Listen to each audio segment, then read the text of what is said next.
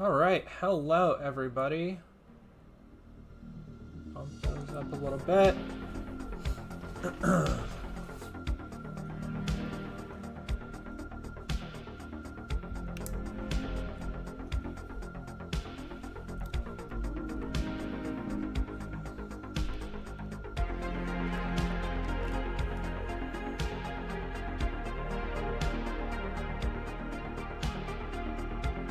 Hello, TGK the boss. Hello, Johnny Viral. Spitfire, why are you still up at 1 a.m.? Full screen jump scare. We can't say Gex anymore. No, you cannot. Yeah, Andromeda 31. Look. So I'm doing this partially because I need to have some kind of content this week. And I'm still taking some time off of social media in general. No, I didn't ban Segax. That's just a goof that they're doing. All right, I turned the music down a little bit.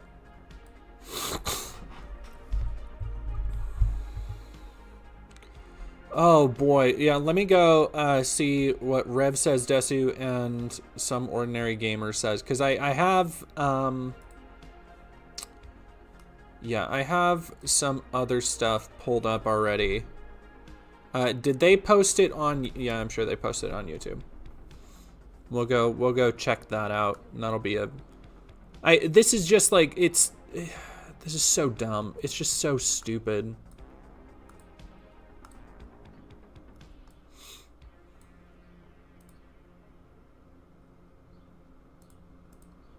Come on.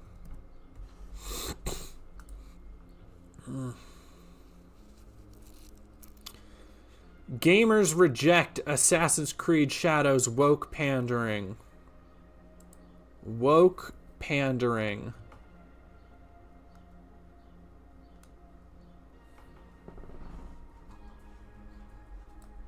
Hey, what's up guys, Rev here. So yesterday we got the official world premiere trailer for Assassin's Creed Shadows, and a lot of people have been talking about this, mainly criticizing a lot of aspects of this trailer. So you can see right here on YouTube, it has reached over 300,000 dislikes and has a like-dislike ratio around 30 or 40%.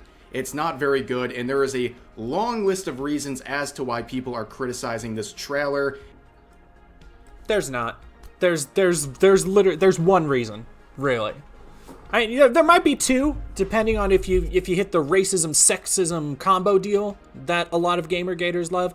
But it really comes down to the fact that the main characters are a woman and a black man. Like that's the reason. I know Rev doesn't really take any time to write any scripts out, so he's just like filling the airtime with shit just to hear himself talk. So he can get the video to, what is it? Yeah, just past the ad revenue and algorithm point. But it's racism. I'm gonna have a little spoiler for everybody here. It's racism. Yeah, no. Screw it on YouTube asking, wasn't there a Netflix anime recently about a real life black samurai? Same samurai. Yeah, here's the really interesting thing with Yasuke, is that Yasuke is a very famous, like, cool pulp character, because it's a cool thing that happened in history that, like, hey, there was an African dude who became a samurai, like a black guy who became a samurai. That's neat. Assassin's Creed, I would say a series that has a playful relationship with reality and historical accuracy, but likes to it uses history as a playground, right? So them using Yasuke as a main character is completely expected. That is completely in line with everything else the series has ever done. Like, at all. The only reason somebody would have a problem with it is because they don't want a black person in their game. Now, here's the fascinating thing about this Assassin's Creed scandal. And I use the word scandal very loosely. But the fascinating thing about it has been watching sorry, that was my dog, has been watching a quote-unquote culture war, a controversy bloom from inception. Because as soon as the trailer dropped, and we'll go into this today, people like Grumps had a narrative ready. In the first day, I went through and actually counted it. Grumps tweeted 30 times. 30 times. Sharing unsubstantiated reports that the game had been changed behind the scenes to his audience of 160,000 or something. And make no mistake, the reason he's doing that is to keep farming engagement off of it, because he knows it's hot. Like, he could have said everything he wanted to say with one tweet. He did it 30 times between tweets and retweets. And you'll notice, like we were just watching Rev Says Desu, like I have the quartering pulled up, like we have Some Ordinary Gamers, everybody is jumping on this controversy. But here's the interesting thing, because I was thinking about this earlier today. You know what controversy went away really quick? And I say, again, controversy, not an actual controversy.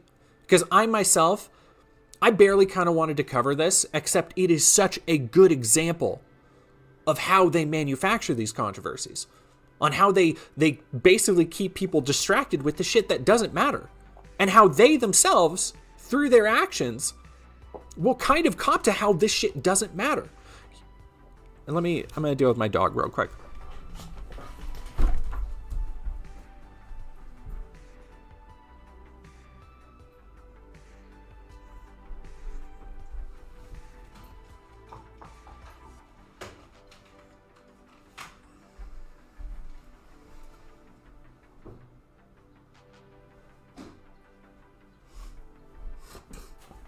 Okay.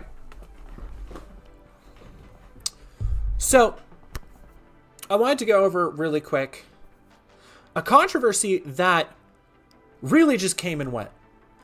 Do you remember, like a week or two ago, or it was probably closer to a month ago now,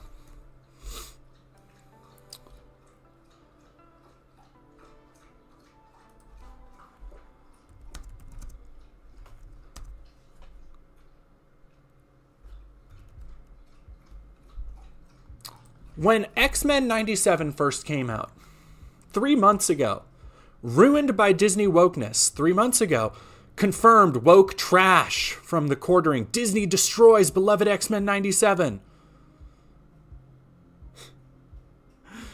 This guy looks pretty based. X-Men 97 hate campaign failed hard. And that's an interesting counterpoint here, because you'll notice, unlike Stellar Blade, which went on until the game released and then they had to do the censorship thing,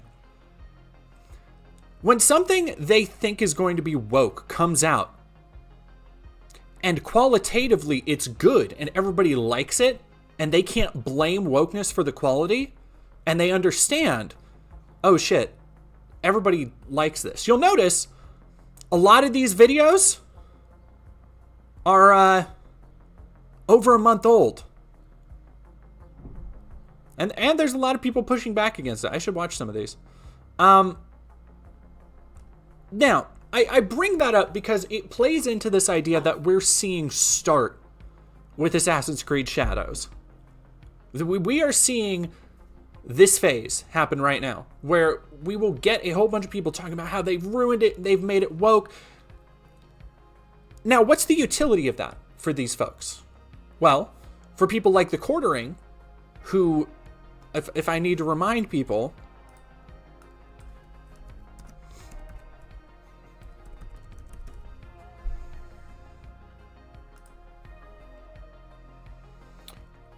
if you want to ask yourself, Alex Jones.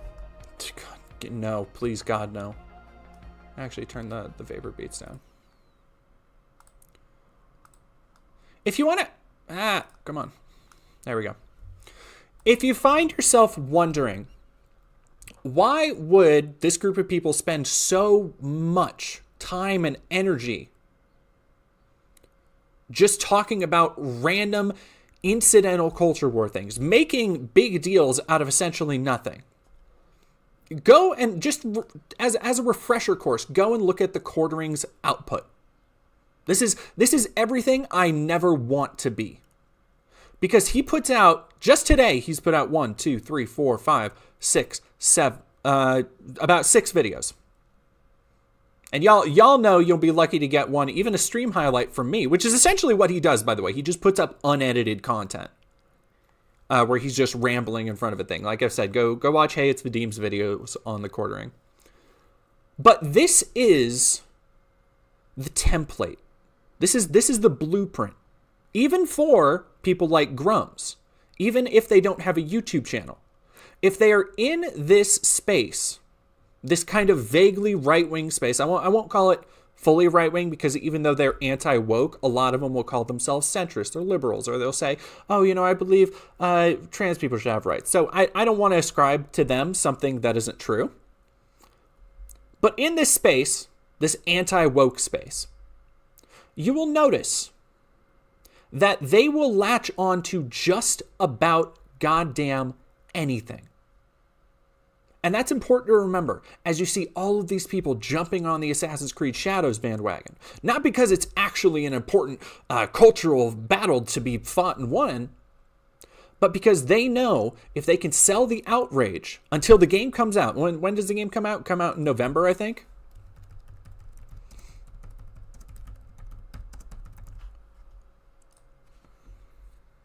November 15th. That is a meal ticket right there. If they can jump on that bandwagon now, that is just one of the many, many narratives that they get to ride until November 15th. And here's the real thing. Because I was just talking about X-Men 97 coming out, right? And it was so good that they had to drop the narrative around it. Nobody is talking about how woke it is and it's woke and broke. Because people like it. It's a good show. I still need to watch it. But every time a new episode drops, I see my feed blowing up like it's goddamn Game of Thrones, which is never what I expected from a successor to the 90s X-Men series. Like, I'm excited to sit down and watch the whole thing. I just like to watch the whole thing at once. And the thing with something like Assassin's Creed Shadows is that it kind of doesn't matter how the game is going to be.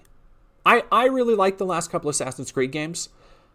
I still think they're probably like a 7, maybe an 8 on a good day, Like, I played the hell out of Odyssey. I like Valhalla. I didn't finish it.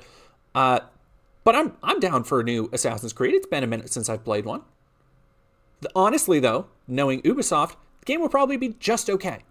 Like, most Ubisoft games are just okay. That doesn't actually matter in the grand scheme of the narrative, though.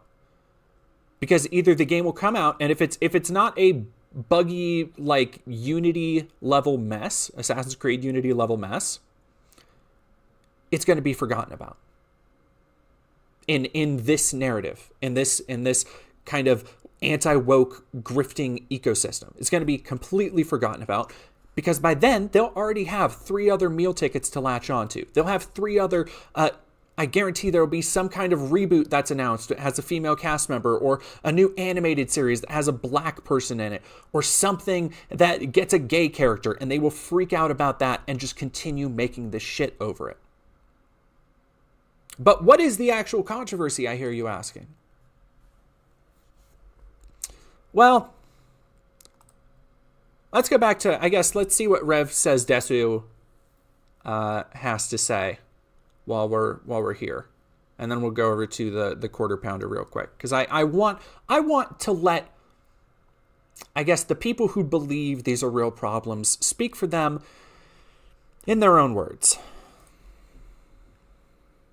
And let's begin with the most talked about point, and is the choice of the main characters. Now, there are 2 main characters, and remember, as stated right here, this takes place in feudal Japan, and yet the main characters are a woman and a black man. That just seems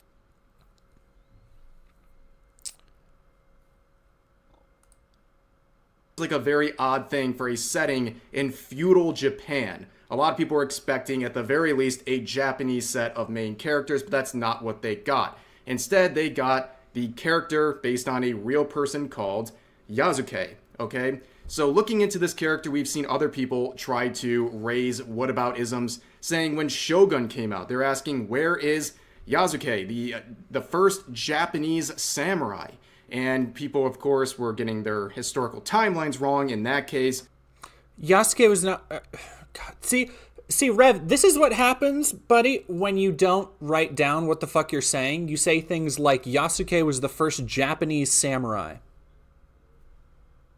Just this is what happens when you're off the cuff. To your almost 700,000 subscribers. Yeah. Also, Patrick Doom. But here, one of them is Japanese. Like the woman character is Japanese. I think it's again. Yeah, it's Yasuke, right? Not Yazuke. Yasuke. I'm pretty sure. I try. Yazuke. Yeah, I'm also, like, again, far be it from me to criticize production values of other people, but, like, bro, you're the anime tuber. Like, you have anime on your profile, you got a VTuber and everything, and you're like, okay. So, I don't actually want to watch more of him. I'm in kind of a irascible mood today, and I feel like watching too much of these dorks will put me in an even worse place. Thank you very much, Juliana, for gifting a tier 1 sub to Renaru. But I want to hit on a couple things, because some people have noticed that while there's been a massive outcry about Yasuke,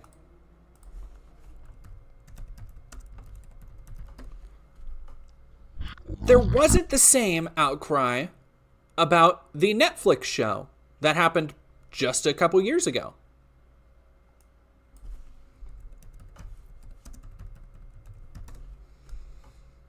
Or when Yasuke was in Samurai Warriors, a series set in feudal Japan. Though I'm pretty sure they had to mess with the years to get him to like hang out with Nobunaga Oda. Once served Nobunaga until the latter's death. I'm not up to date on my Romance of the Three Kingdoms. They didn't seem to be too terribly mad.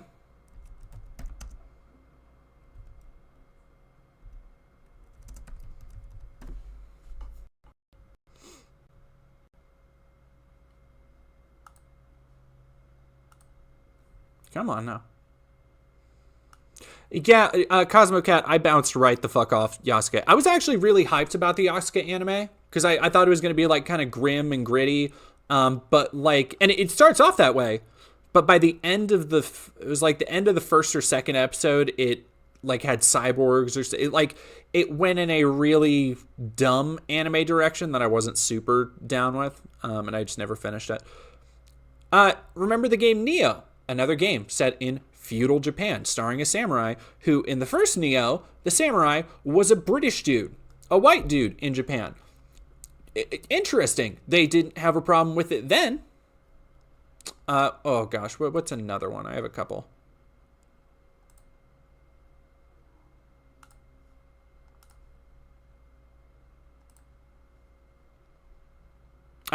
That's another one I've seen brought up. And granted, this is a little old. This one's for the old heads, but do you think they would have a problem with Afro Samurai? Do you think they would say, oh, Afro Samurai is racist? As it's depicting although Afro Samurai is more of like a futuristic kind of vibe. It's not really feudal Japan, but kinda, but not really. But do you think they would have the same problem? I feel like they might not. Because again, remember when we were talking about just a second ago, when something becomes good, when it comes out and it's good and it gets accepted into canon generally as like, oh yeah, that's a good piece of media. That's what these things already are. That's why you don't see people bringing them up in arguments to support their point. Because we know that stories about foreigners as samurai, games about people who aren't Japanese being samurai, can not only be good, but be popular. We know this.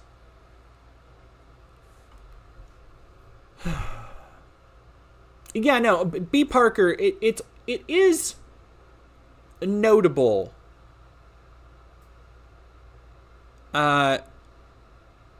Somebody said I'm an old head for liking Afro Samurai. I mean, not necessarily, but it is, like, it did come out in 2007. The anime came out in 2007, so, like, kinda, a little bit.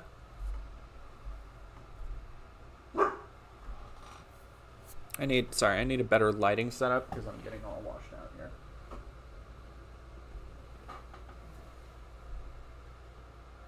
No, that's not it.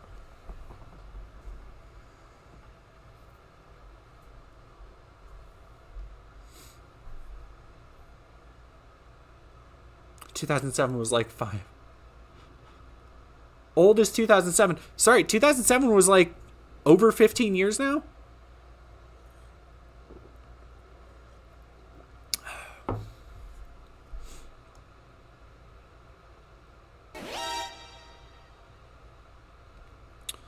But as Synth Potato here brings up...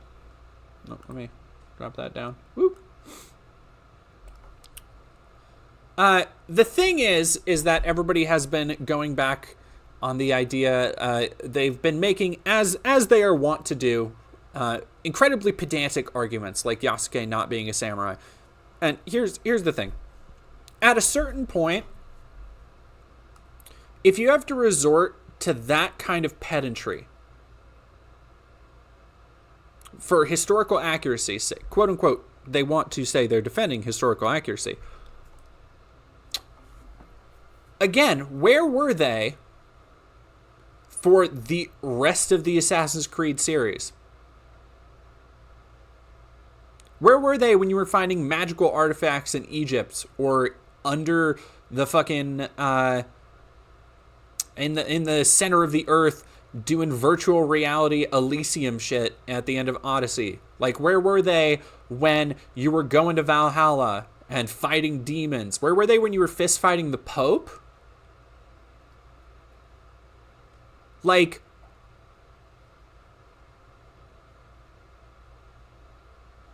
it seems... Well, I guess I shouldn't say it that way.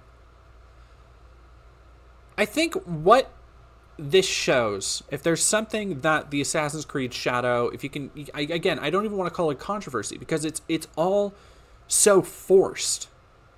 Like, all of it is so forced, from top to bottom. Like, at any point somebody has about this, they say it's forced diversity. Okay, well, no, it was based on a real person. They say it's not accurate to history. Okay, well, yeah, Assassin's Creed never has been. It's historical tourism. It's meant to be fun and goofy and pulpy. They say, okay, well, it's forcing DEI in Japanese stories, and it should center Japanese characters. As if we don't have any samurai games starring Japanese characters. But also as if we don't have a history of samurai games starring this particular character, Yasuke. Games, anime, movies. So all you're left with are hollow arguments by people like Grumps, by people like the Quartering, who so tastefully, as you can see here, you can't see the full thing. You're welcome for that.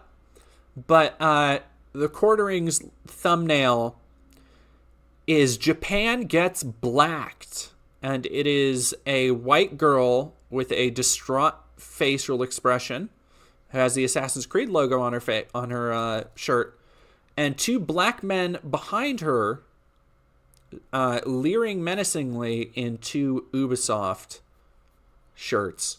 So that's cool of Jeremy. Very awesome and normal brain he has. Let's do some super chats real quick. Enemy Girl 19, thank you for super chatting $2. Why are they freaking out over historical accuracy? It's kind of their thing. Morningstar Option 89 is resubscribed for 2 months. This stream is kind of homo. I like it. I am glad. Thank you. Oh yeah, Ends of the Librarian. So this is just a real historical figure that the judge are complaining about. Yes. And they are both mad at the inclusion of historical figure, but also mad at him not being quite historically accurate because it's an Assassin's Creed game. So if this is the one that they decide to break over, like, there are more than 10 games before this that kind of play it fast and loose with history, let's say. Leave it to these guys to complain about history being woke. Yeah. Captain Lunar, thank you for super chatting $5. The problem with the Yasuka anime is it tried to be the next Afro Samurai with the crazy anime stuff when people wanted the real story animated. Yeah, that's what I thought it was. Like, because I remember watching. I'm like a fair weather anime. I like animation, I would say, more than just anime. Like, I don't keep up to date on the latest like anime, but if an anime is good, I'll watch it. I like animation. And that was kind of the attitude I went into Yasuke with. And I was like really put off because it didn't have the pulp and the edge and the style of Afro Samurai, but it also wasn't the like kind of more straightforward dramatic story that I feel was advertised. So it was just this weird like middle ground. Oh, where's the outrage over the Last Samurai? That's a great question. The famous movie about Tom Cruise being a samurai.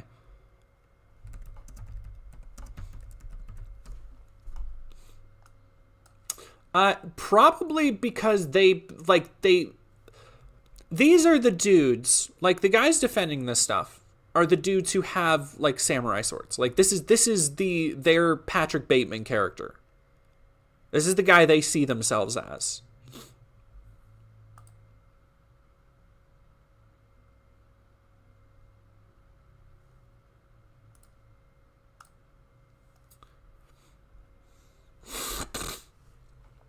Oh, goodness gracious. Frame Andy, what do you got for me?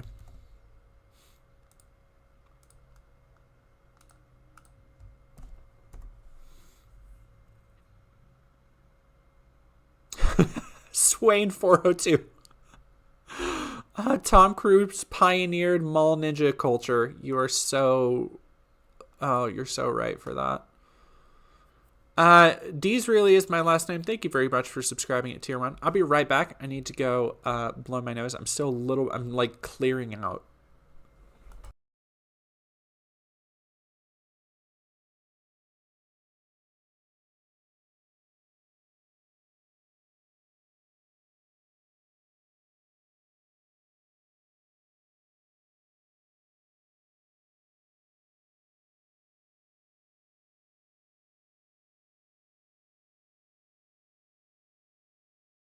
Okie dokie. Hey, Nerd with the Suit, how you doing? No one is allowed to self-insert but me. So true.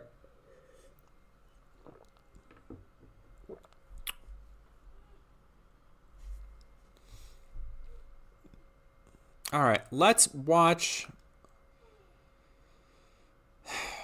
The Quartering. Let's watch the movie that Jeremy thought it was okay to put Japan Gets Blacked on.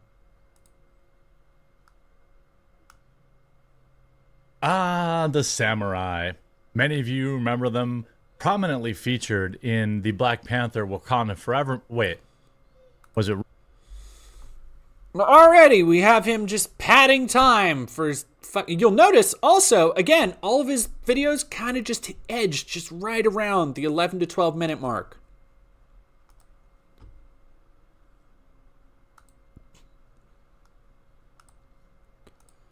Roots? Now, what was that samurai show? Family Matters? No, that wasn't samurais. Fresh Prince of Bel-Air? I love Fresh Prince. I don't think those were samurai.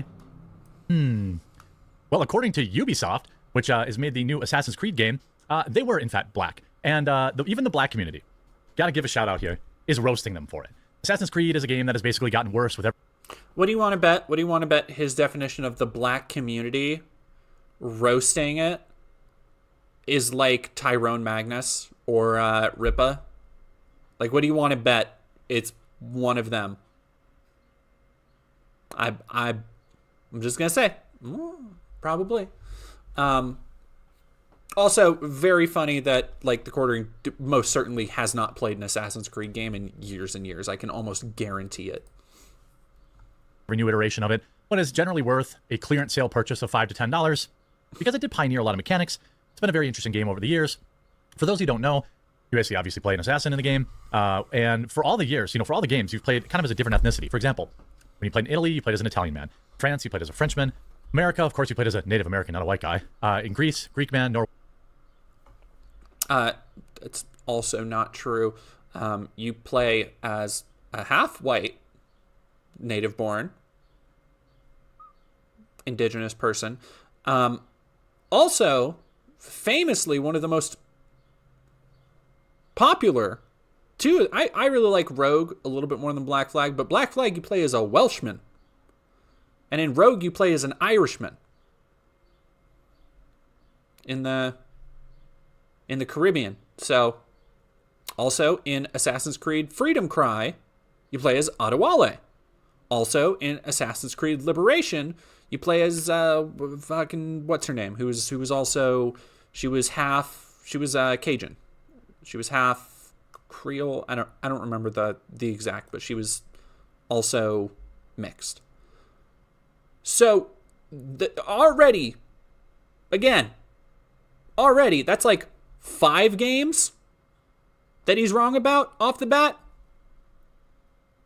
Good stuff. Good stuff, buddy. And yeah, Origins is set in Egypt. With a black person. Or at least a very dark-skinned person. I always read Bayek as black. Norseman.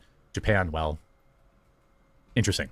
They have all sorts of, I think the Arab character, or whatever the, I don't know. That's just a meme going around. I'm not totally sure about Ubisoft, but, I think, the whole thing is weird. The whole thing is so weird to me.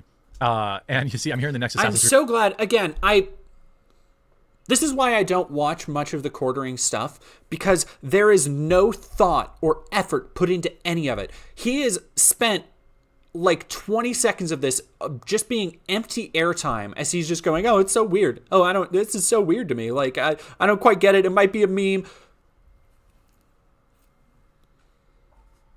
It's incredibly frustrating. Your game is going to be set in Japan and have a black man as the main protagonist, Yosuke. Social media is about to get all social media all over itself. Well, first of all, Yosuke was not a samurai. He was more like a squire in the samurai. We got another pronunciation of Yasuke. I'm gonna end up saying it fucked up by the end of this. Yosuke. Fucking what? Yosuke. Dog. These are the guys who are supposed to be like, oh, they're standing up, they're defending Japanese culture, and they want everything to be proper. It's like, man, what the people have brought up. Again, I want to give all the credit here, as a white guy. Let me give Kaida Khalil Too Short on Twitter. Let me give him the credit here. Listen to this. So we got our first look at the new Assassin's Creed game, and I gotta say, man, I'm not impressed. I'm actually just really annoyed right now. We have 2 main protagonists, 1 female, 1 male, just like Odyssey. We're gonna be using Neo, I hope I said that right, a female Japanese character. And for the male character, they're gonna be using Yasuke. Now, I'm annoyed because they're using Yasuke, and I'm gonna tell you why. Yasuke is what they want to say is the first black Japanese samurai, when in all actuality, he was not even a samurai. True. He was a retainer. So he wasn't even a full-blown samurai. And for all of... So, again, I love how the Quartering is just like, he's like, yeah, that's true. That's right. When he clearly didn't even know the terminology and is just trying to regurgitate something he looked at for half a second on Twitter, like most of these folks. Continue. The characters they could have used for Japan, all these kind of different people they could have picked from, they picked Yasuke. Why do they pick Yasuke? Because he's black. You know what's hilarious, too? Part of those Assassin's Creed games, I think I only played maybe 2 of them. But... Oh! No!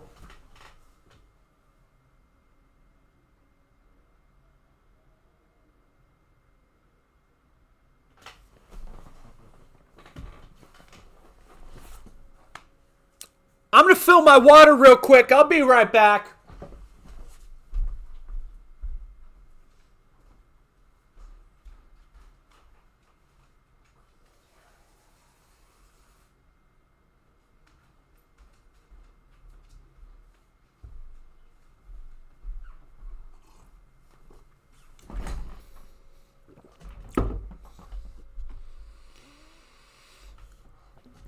So I don't care if somebody doesn't play Assassin's Creed. Like, I've enjoyed most of the games over the years. I really like the RPG style of the more recent ones. I have a lot of nostalgia for the roof jumping style of the ones before that. Like, I think they are, at worst, they are almost always enjoyable games and stories, and the characters and everything vary. I like Assassin's Creed. I don't love it. I'll pick one up. That being said, if you're going to have a video where you start off talking about Assassin's Creed like you know shit, and then you say a couple minutes in, I've played 2 of them. Like, he just gives up the grift so easily. Jeremy is so fucking bad at this. How I do not know how he doesn't have just better, like, the knowledge about the optics of how this makes him look. Not that he needs to. Again, not that he needs to, because people will just suck this shit up. The crowd that wants to be angry about this will just suck it up. But it is so painfully clear that he does not know what the fuck he's talking about.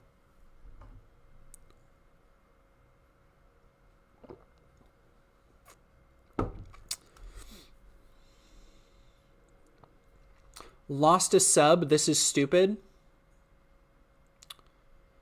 Cool, dude. Thanks.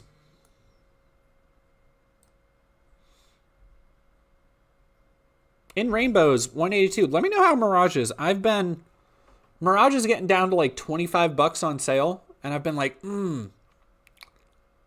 Like, something about it. Like, I really love that first game. And knowing it's kind of a return to the first game, I was like, But I've been playing. I have other games I need to finish first. But, like, yeah, no, somebody else just pointed out in the chat. He's padding his video with another video.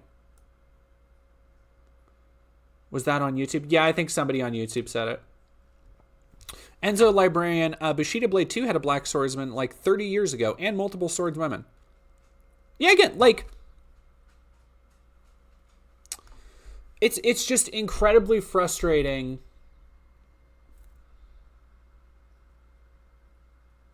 Like, this is really a perfect illustration. This video in particular is a perfect illustration of how they grift.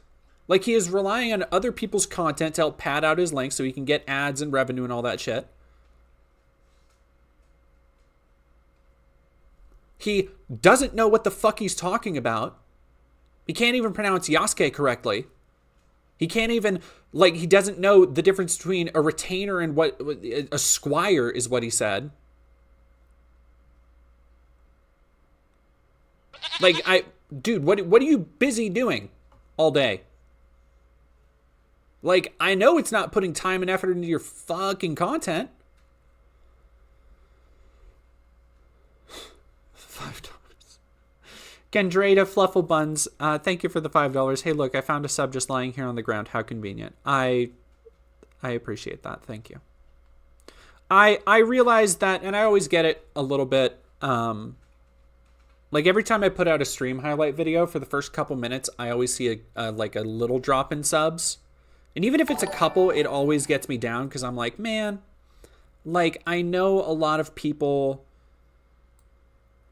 because my biggest videos have very broad appeal, people will follow me for those. And then so when I do something that somebody might not want to see, so it's not strictly politics or it's talking about culture stuff or it's you know, talking about video games or whatever, people are like, oh, I'm going to unsub. And I'm like, man, like, I'm going to have other stuff eventually. Come back. Like, don't unsub it. Just don't watch that one video. What are you doing? Mockingbird, did the quartering try and beef with me? Not to my knowledge. I would destroy Jeremy. Like, here's the thing. If I'm ever on Jeremy's radar, if he ever singles me out and I get harassed because of it, I'm going to do, much like I did with Matt Walsh, I would become a single-minded entity towards creating a perfect piece of media to deconstruct who Jeremy is at a molecular level and make him look like an idiot to the point that nobody could ever take him seriously again. Like, I will dedicate myself to that craft if he ever comes into my scope. Oh boy, Retro Noric. By the way, DD, in case you didn't know, but Short Fat Otaku responded to you in his video defending that one racist VTuber Kirsch that got blacklisted from a con. Dev called you crazy for wanting to bring politics to comedy and entertainment, and even misgendered you with she, her pronouns. I think Dev just doesn't know. Wanting to bring politics to comedy and entertainment, Kirsch was already doing that. Like, okay. No, who just asked? Mockingbird. It was synthetic a little bit. I guess I did get into it a little bit with synthetic, but it was mostly Short Fat Otaku.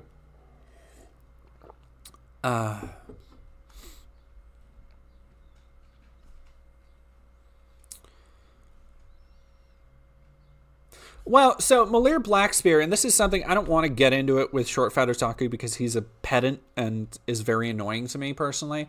It was unsub on YouTube, so you can just hit the sub button.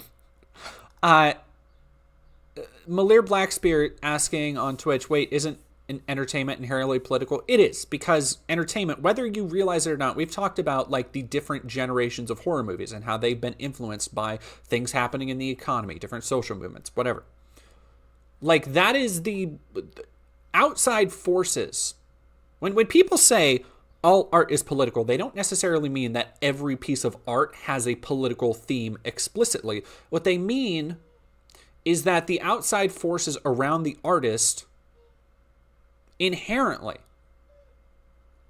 will make their way through the artist into the work somehow. Like, you can't avoid that. Politics are everywhere. They are all around us. And it is this really like tight definition of politics that is the failing behind people saying like, oh, all art isn't political, or you just want to make everything political. It's like, no, politics is a very broad term and people just don't see it that way, I think, is the problem. And that's I think the problem with a lot of Dev's arguments is that he sees certain things as far too broad and sees other things as far too narrow, and that creates this very frustrating dichotomy in listening to him, because he will chalk things up. Not quite. I understand where he's coming from with them, but I'm like, no, because when you're saying this, what you mean is not what somebody else means when they say the same thing, generally. Like, it's that kind of, like, it's all of his arguments are just kind of slightly misaligned, which allows him to, like, leave open space for being, like, anti-woke and shit like that.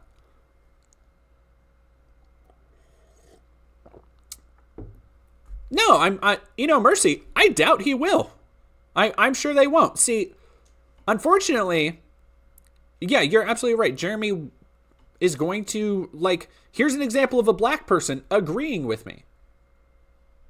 Are they going to show any of the Japanese people disagreeing with him? Any of the black people disagreeing with him? Probably not.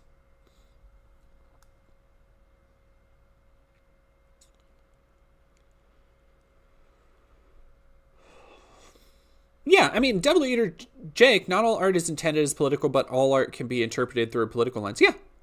Like that basically says it right there. I don't think, like, and this is another thing that annoys me, because I see Dev come across my Twitter.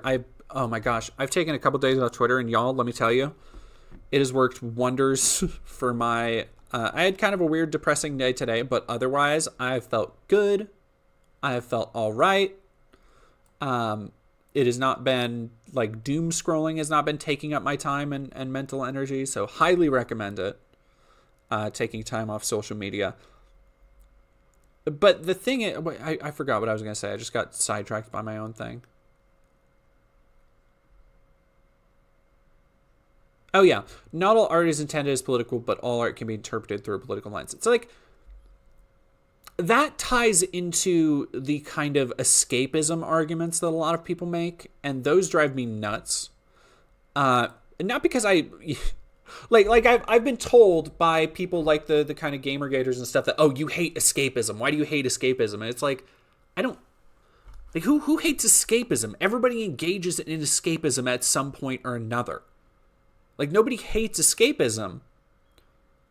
I do hate, however, somebody willfully turning off their brain to only suck content through a content hose and not pay attention at all to the intention of the art they're consuming. Like, I think and I don't mean to get too, profound or whatever. I don't mean to be too first-year college philosophy student, but like, turning your back on the themes, on the idea that art has themes. Just only wanting to consume art through how it can get you out of the human experience is like, it feels like a betrayal of creativity, like a human drive that should be inherent in us all. You know? Like, I feel a deep resentment of that attitude. I truly, deeply dislike when people are like, well, I just want to consume mindless entertainment. Why can't I just have my escapism? And it's less because, like, okay, well, your escapism usually entails, like, no gay people, no black people, no women. Like, I just want to be in my perfect world where I'm a perfect power fantasy and nothing tells me about the world beyond it. You know, you saw that with the baby man who had the big meltdown over Starfield, who was like, have to ruin it with current day California shit. Like, you saw that then. And that's dumb on its own. But then to essentially say that, like, well, I intentionally am closing my eyes to politics in art. I am intentionally not paying attention to the themes of a work. When to me, that is like most of the fun of art, is dissecting it, is understanding it, is trying to understand more behind the minds that made it, the intentions behind it, the thematic links between all the things surrounding it. Like, there are so many more pieces to the puzzle of human expression beside just watching a thing and going, yeah, it was cool, or yeah, it was bad. Okay, why? Why was it that way? Why did somebody make these intentional choices? Like, those are the things that I find fascinating. Those are the things I feel people lock themselves out of experiencing, considering, contemplating, opening their minds to, when they just reduce everything to fucking simple entertainment. And it drives me up a goddamn wall, if I'm being honest.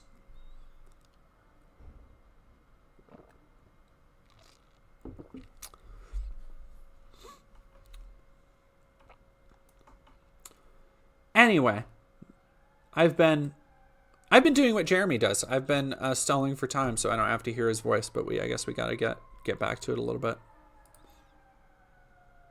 Well, I remember one of the mechanics was like doing something and then like sneaking away in the crowd. It's gonna be kind of hard to see a black samurai do something stealthily in Japan. So in context, that doesn't matter to me, because in all the Assassin's Creed games, every single character has been of some kind of different race and nationality, so that doesn't matter to me. That's fine. But you have to understand what day and age we're in. You have to understand the kind of social shit that they want us to get across in these video games now. So instead of using a Japanese man in a game based in Japan, like they did with the other Assassin's Creed games, Altair, he was an Arab, obviously. So again, we already talked about how there have been several characters like this. What was the name of the...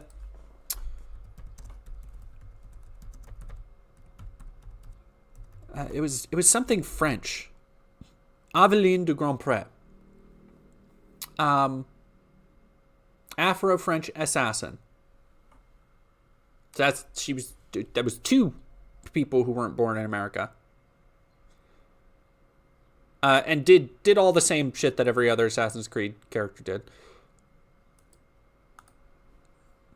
Okay, One Eric. of my favorites, Connor, in Assassin's Creed 3, he was Native American, that was fine. And the most famous of them all, Ezio Auditore, who was Italian. So why in all those games would you have a character representative of the region they're from? But in this game, you want to... Again, like we literally just saw with Evelyn, with, not Connor, but what's his name? Edward from Black Flag, with Adewale. All these characters that nobody else had a fucking problem with. Promote a Japanese man and then use Yasuke. I understand why. We know why. But they're not going to tell you why because we called out you're some kind of in-store phobe. Sorry, dude. I'm using you as a shield, and I apologize. I hope that I send you some new followers because you seem really based. But I literally couldn't say it better than this, and it just hits different coming from a black guy. Sorry. I mean, out of context. Anyway, I mean the points matter more. Or whatever. And since I'm black, the points matter more. So what he essentially is admitting to is using a pick-me type person, a black person who is boldly going against the woke movement, to be based or whatever. I'm gonna say that's pretty racist. I'm gonna say that's pretty racist.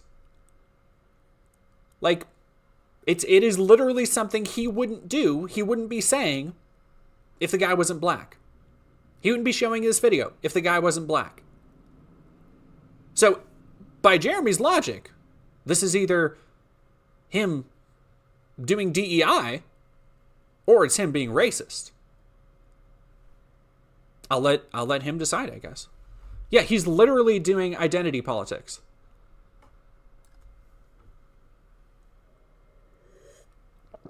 Yeah, Patrick Dune, the quartering is literally tokenizing him. Shocked. I'm shocked.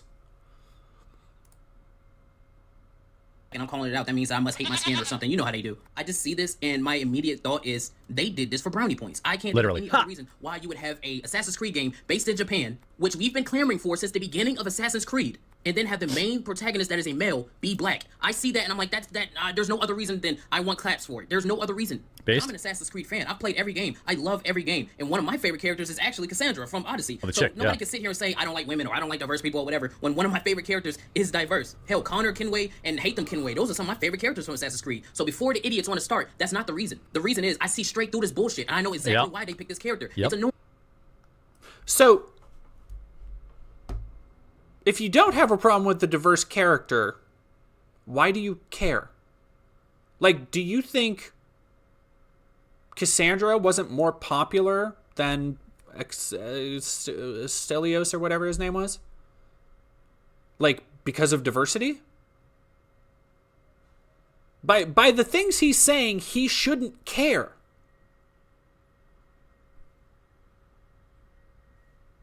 But why?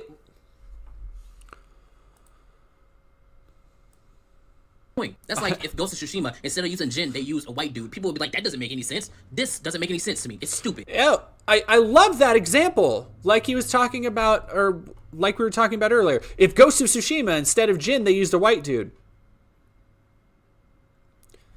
Again, might I point you towards William in Neo, a game made by a Japanese dev team and put out by a Japanese publisher. But hold on, that goes against the narrative. We're not talking about those things. That game's good. People already like it. We can't cause a fuss about that. It would make us look like idiots if we tried to revise history. Why try and do that when we can just keep the hate train rolling and try and make some bucks before Assassin's Creed Shadows comes out? I know exactly why you're doing it. I see straight through it. It's annoying. It's pandering. It doesn't do anything for me but piss me off. I mean, big true. It doesn't do anything for me but piss me off. And Quartering says, yeah, that's true for the black person that I am not. However, you will notice if you go on Twitter, there are plenty of black people who think this is cool.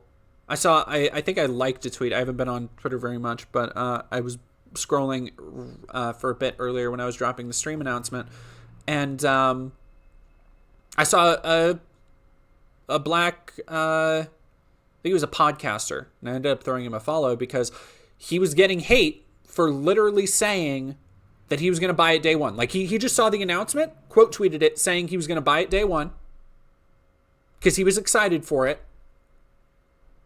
and got, oh, actually, you know what? I got it. I actually have it. Now I know why I remember it, because I saved the URL, because I was like, oh, this is fucked up. I gotta show this on stream. Content warning for racism, by the way.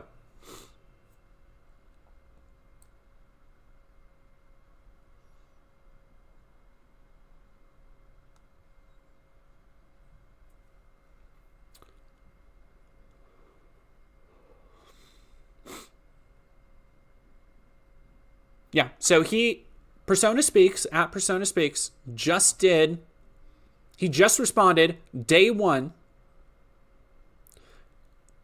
And this is the response from people. Of course, the black guy wants to buy a game his skin color is destroying. Here's another response he posted, which is, I cannot express enough, just blatant open racism. Now, we don't have time to go into how Elon Musk specifically continues to enable this shit to just fester and grow unabated. But consider for a moment, and I would ask this man, I didn't remember his name, I would ask him to consider that the people he's going out of his way to agree with, the people like the quartering, who are hoisting him on their shoulders to say, look, this black man agrees with us. This is the kind of shit that their communities allow. That they allow to fester. The attitudes that are constantly running on the undercurrent of movements like this Gamergate one. Now, as I... what did my partner has a saying with one of her friends. It's like, oh, you can't say that, white baby, or something like that. And she said it to me multiple times because my partner is black, or one of my partners is black, and I have some jokes that play off of me being white or poke fun at certain things. And I always try and run them by her in case I'm not seeing an angle or something. And it's in case it's something that I'm just like, okay, can I speak on this? Is this okay? And it's not because she's like an arbiter and she like is super like PC woke or whatever, somebody like Jeremy would say. It's because she genuinely understands the point I'm trying to get to and if I'm doing it well. That being said, I wanted to preface that as a way to say I'm not going to speak on this more, on the idea of a black person critiquing black people's inclusion in a game, because honestly, that's not my place. That's not my thing. It's not. As a white person, it is my place, however, to see people like Jeremy clearly using this to justify their thin, empty, and I can't stress how empty it is, bigoted talking points. Like, we've seen from the beginning, they have no fucking idea any of the shit they're talking about. They don't care.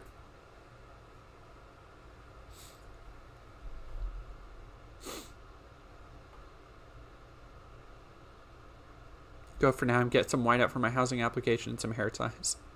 I think my stream is delay.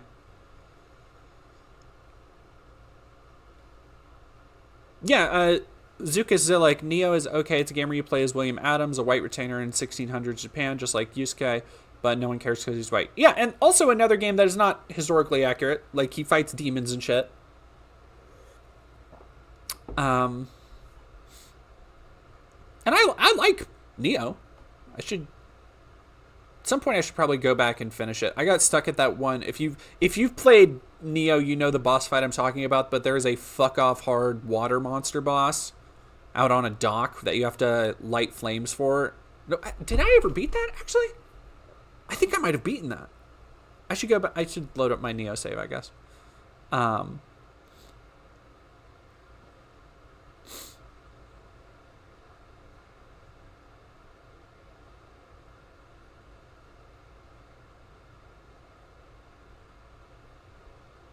Yeah, MB, I'm torn. Ubisoft has terrible business practices and treats its staff horrible, but racists will be mad if it's successful.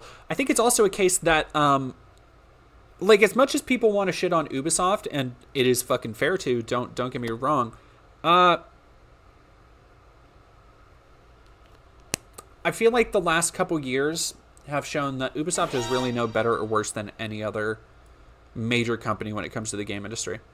Lucas Matias del Agua McDonald, thank you for super chatting. Aguila McDonald, thank you for super chatting. 1790. As a historian, Yasuke was either a samurai or a not samurai in name only because he ticked every box that a samurai retainer should. Yes, but you see, he was a retainer, so that's a different thing.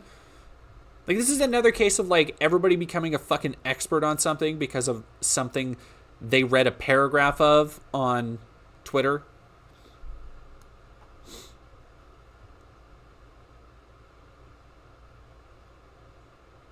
Oh yeah, Rise of the Ronin. That was the game I meant to mention earlier. That's another game. I'm pretty sure you can create your character in that.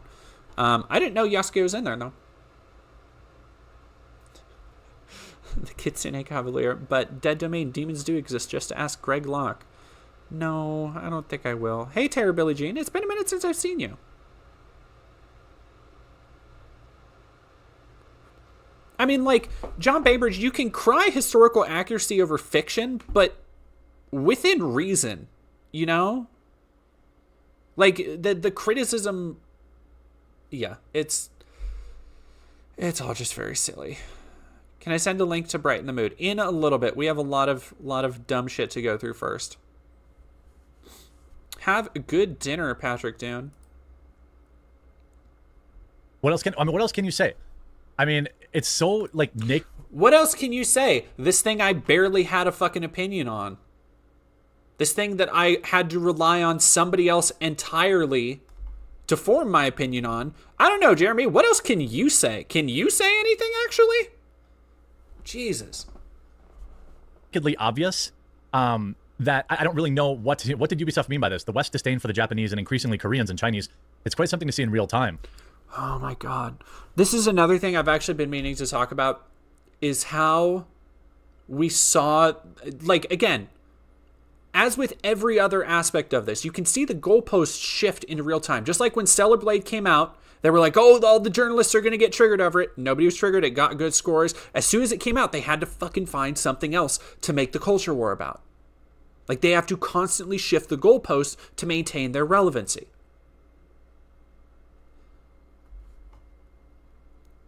One undercurrent of Stellar Blade, and I talked about it in a little bit in the video, was people trying to make an argument that because Eastern games sometimes have sexier characters than Western games, if people disagree with that, they're basically being racist. Like, there is a concerted racist movement against Eastern game developers, which is like, what the fuck do you even say to that? When people are talking about how, oh, you're just racist against, like, because there's a double standard of sexuality in games, you're just racist against Korean developers or Japanese developers. And it's like, no? What? However,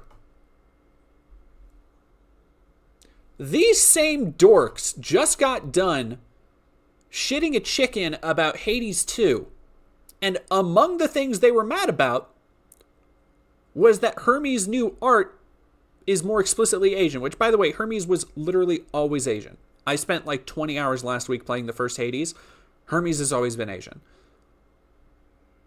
But they were mad about that because it was representation and inclusion.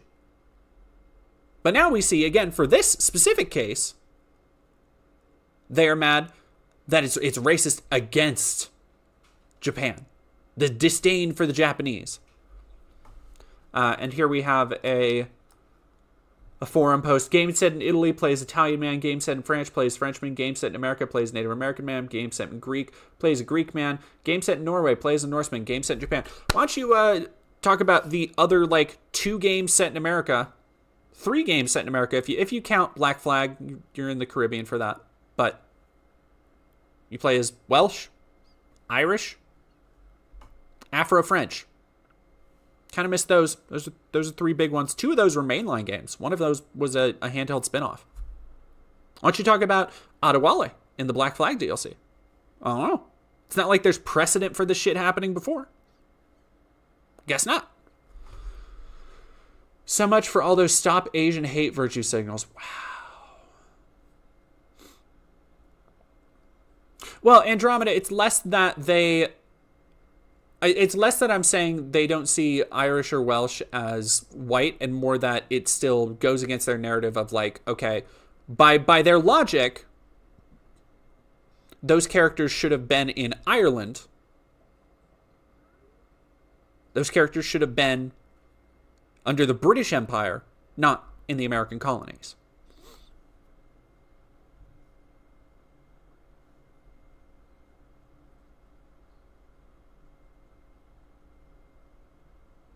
Yeah, and Corilla K, I feel like I've accidentally, because I've just been talking about that specifically, I feel like I've been ignoring the fact that one of the 2 main characters, in fact, the character more prominently featured on the cover art. Oh, what? Ooh.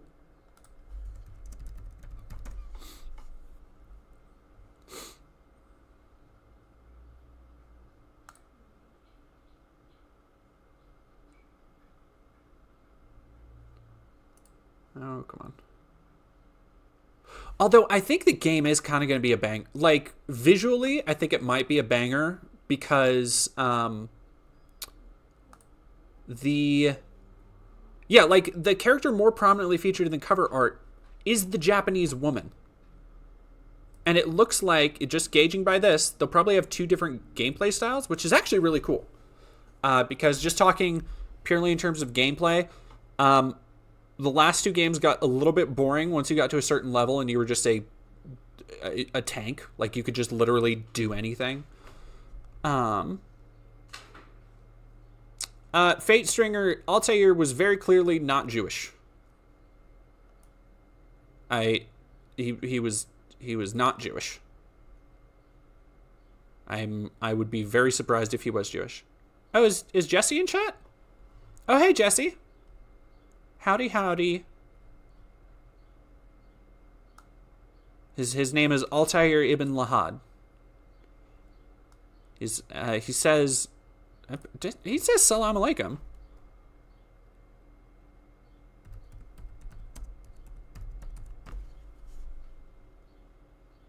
Yeah. Altair himself belonged to a sect of Islam called Naziri Ismailism. His mother was Christian. His father was most likely a Nizar Ismailist Muslim.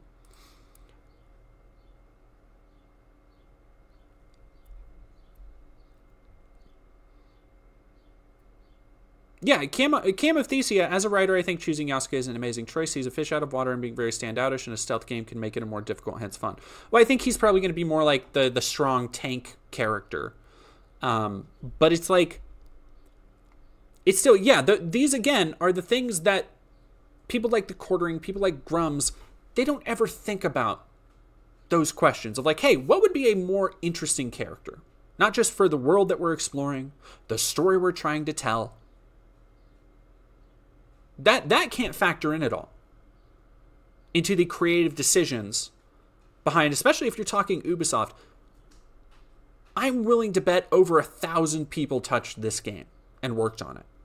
Like, Ubisoft games are massive endeavors. So it's like, I don't understand it. Yeah, Avanti stupid, non-game devs trying to tell game devs how to game dev. Tale is old as time, and it is... I talk about it a little bit on Twitter every now and again, but it is so funny. Like, sometimes I have to share one of their posts where they just have no fucking idea no idea how games get made. Like what the through line is from concept to creation. Like it's wild. You would think people would pick it up a little bit just by sheer nature of like just being around the industry, just caring about games. But I don't think so.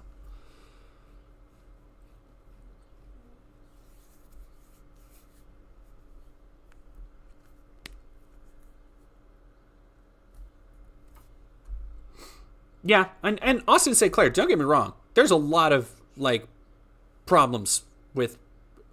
I feel like most problems with modern Ubisoft games can be chalked up to wider industry problems, and I certainly think that when it comes down to things like sorry, I'm getting a little overheated here. Money and microtransactions. God, that was the word. Numbnut17, which Keffels controversy? Which I realize is kind of a dickish way to say it, but y'all know what I mean.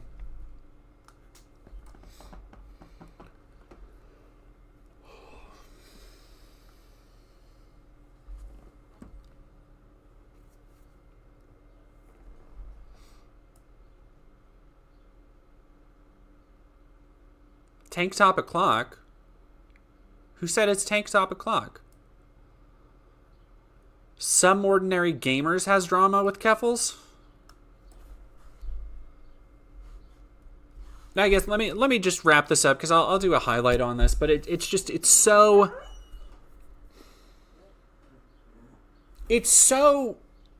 annoying to have to see these things, this cycle begin again every couple of weeks. Like every couple of weeks, like clockwork. And I understand everybody needs to have their hot take. I have actually enjoyed, for the most part, not having to participate this one on Twitter. I'm going to be real. It is liberating to just look at a story and be like, you know what? I actually don't care because it doesn't matter.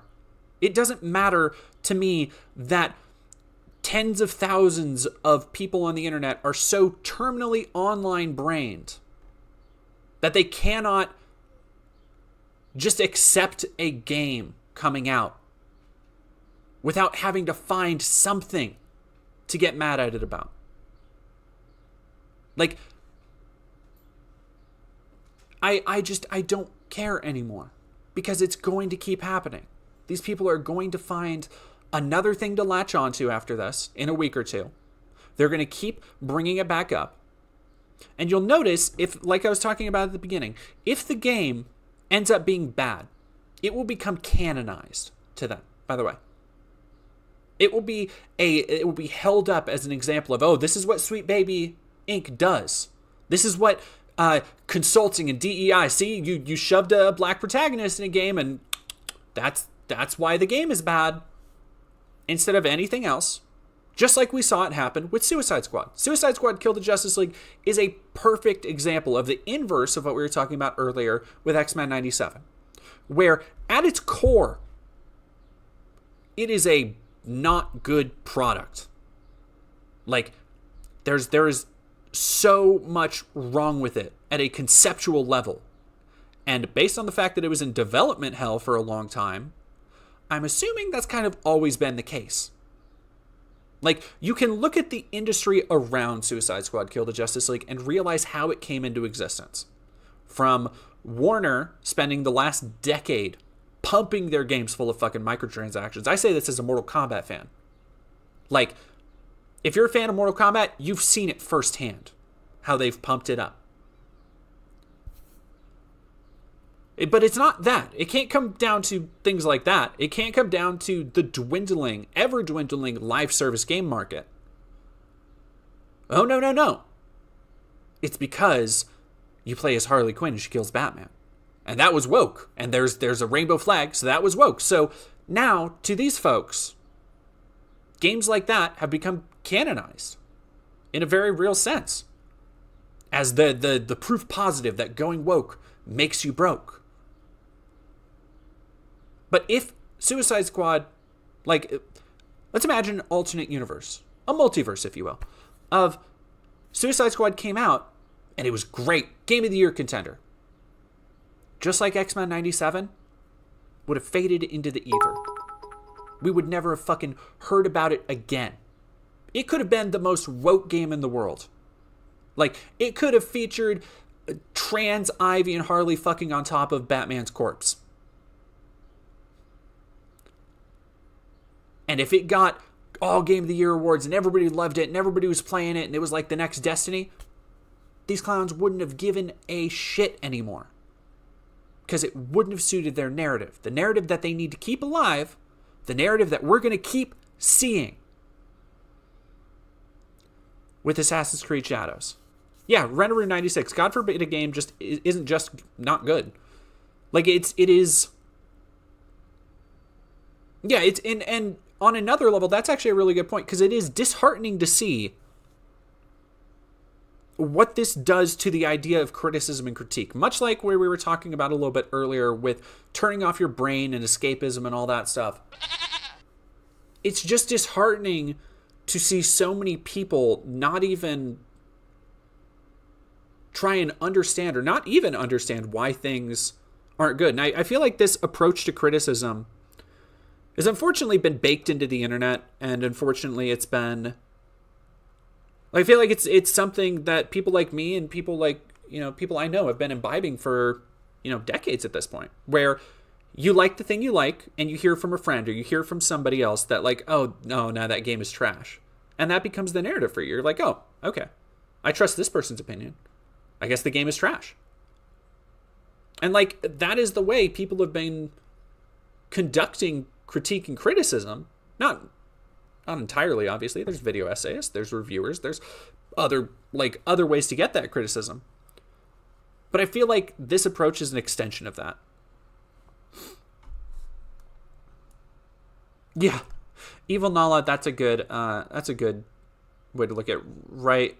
Like how they claim every mass shooting is done by a trans person, and when they learn it ain't, they don't want to talk about the shooting being Christian. Yeah, oh god, I hate that. Might be one of the worst things that TERFs share around, honestly, because there is a copy pasta like shitty thing that goes around Twitter every day of like, oh, see the connection between all of these shooters, and like half of them weren't even trans and half of them like basically made it up so that they could, it was the one I think it was the Club Q shooter who was like, basically it came out, the lawyers basically admitted that he said he was non-binary to cause controversy, to just stir shit up. But like, you can't argue with people. Like, honestly, you can't argue with people like that. They do not want to argue. They just want to piss you off. Yeah, Ophelia, it doesn't help that scoring is fucked and a 7 out of 10 is considered a bad game since the industry got scared of scoring low, so the score means nothing. Yeah, I mean, that is a multi-tiered issue, because I feel like the problem with scoring in games is, like, and I say this as somebody who, I'm still on a, like, relatively tight budget. I cannot buy every game that comes out. I'm a little bit better than I was, but like, especially when I was like poor and I couldn't afford any games, if there was a game that came out, I needed to make sure that shit was a 10. If I was going to buy a game new, like good example is Metal Gear Solid 5. Like, I'm going to play Metal Gear Solid 5 when it dropped. Like, I knew it would be a banger. No question. Death Stranding? Not the same. I just didn't know,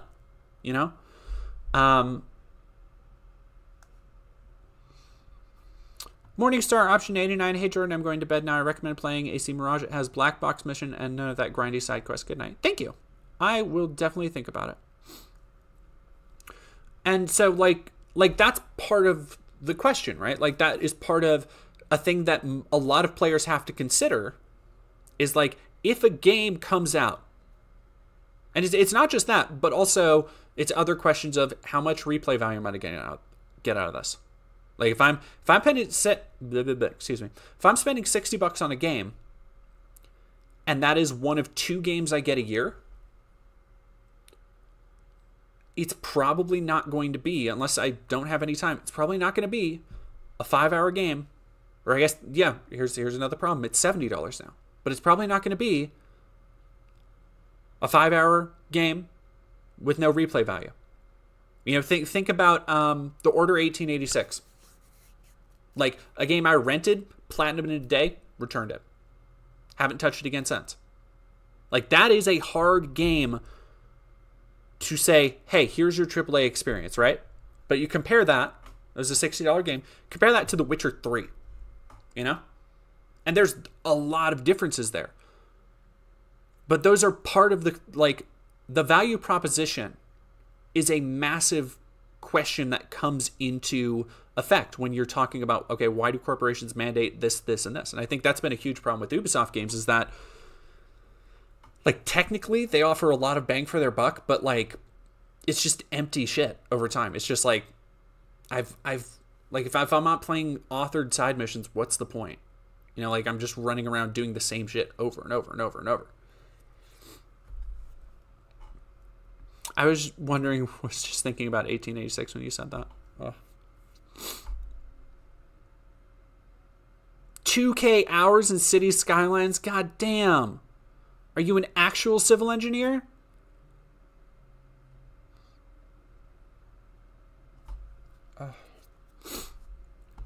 Jonathan, thank you very much for super chatting $5. A rainbow is an optical phenomenon caused by dispersion of light in water droplets in the sky. Water is woke, spread the word.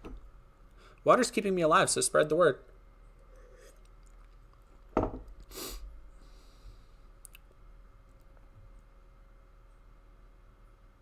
Lieutenant, I keep buying indie games that have high replay value. I have so many farming sims, I don't know what to do. Well, I mean, like, and that is also why roguelikes are a really great value proposition. And, well, and again, somebody said Hellblade is the exception. Hellblade was $30 on release. Or was it 20? No, it was 30. I reviewed Hellblade. Didn't I?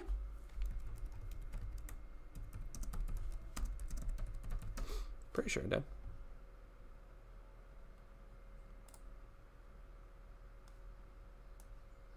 Hey, that's me! I reviewed this. What did I give Hellblade? Let's see.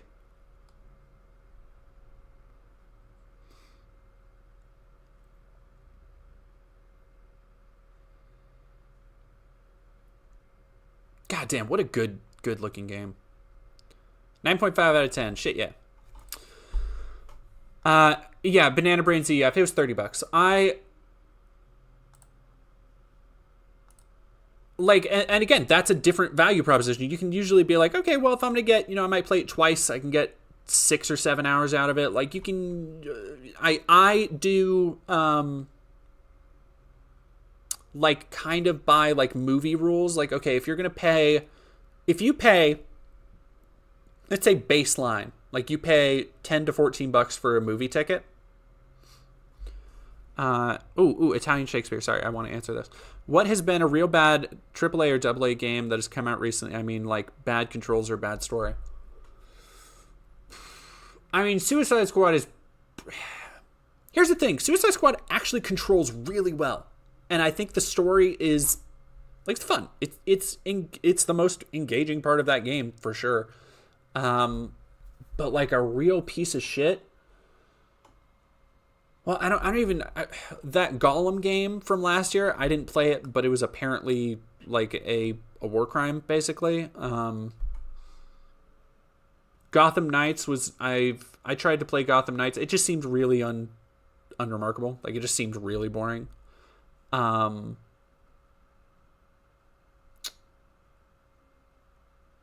I don't...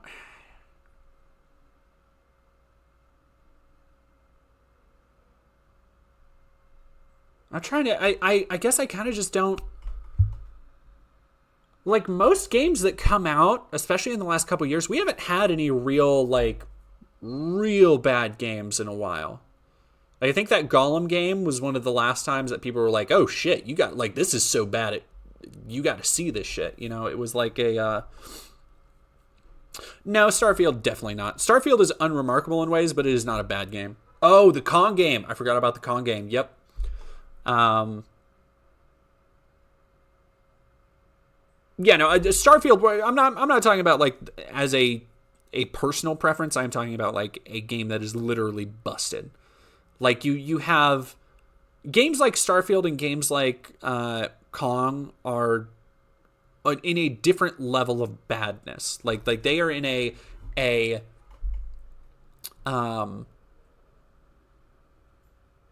they're in a class with like Ride to Hell Retribution and there's Ride to Hell Retribution. What else did I say? Escape Dead Island is another one. There were a couple there that were like real rough. If anybody ever played Alekine's Gun, I wonder if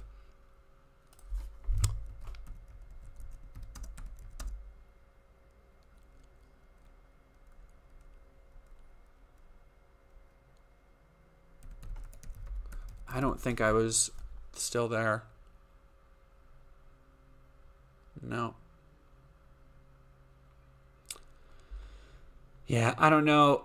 Oh, you know what? Redfall might be up there. Redfall was pretty rough. Yeah, well, and Redfall is like uncooked. Like Redfall is like if you get chicken and you open it up and the inside is still frozen. It's just like, oh no, this is not healthy to eat.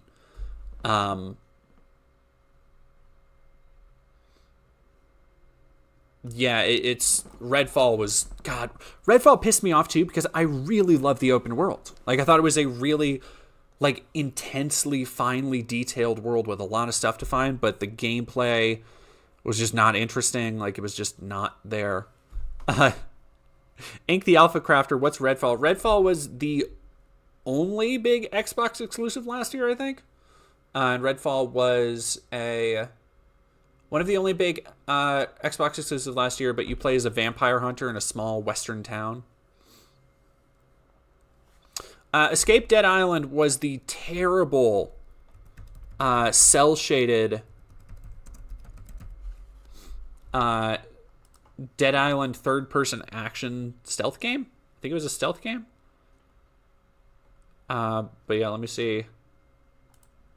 It's pretty fucking bad. But no, I meant to talk about why I think the new Assassin's Creed will look pretty good is that, oh man, this was such an era too. Like,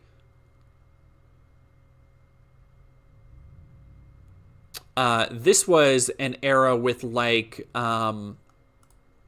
this is gonna be a one for the old heads, but dark.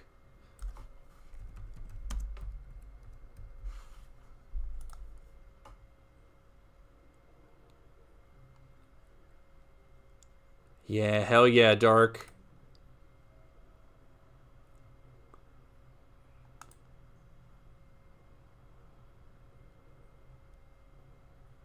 Yeah, man. Like people forgot there was an entire like cast, CASTE, of games like this on the Xbox 360. It's part of why I started my shooter series is that I wanted to like find some of the really just atrocious war crimes of video games. All right, no, because like honestly, games have gotten so much better, at least the ones that get released, because they aren't clogging up shelves anymore. Like there used to be Dark, Rogue Warrior, fucking Vampire Reign,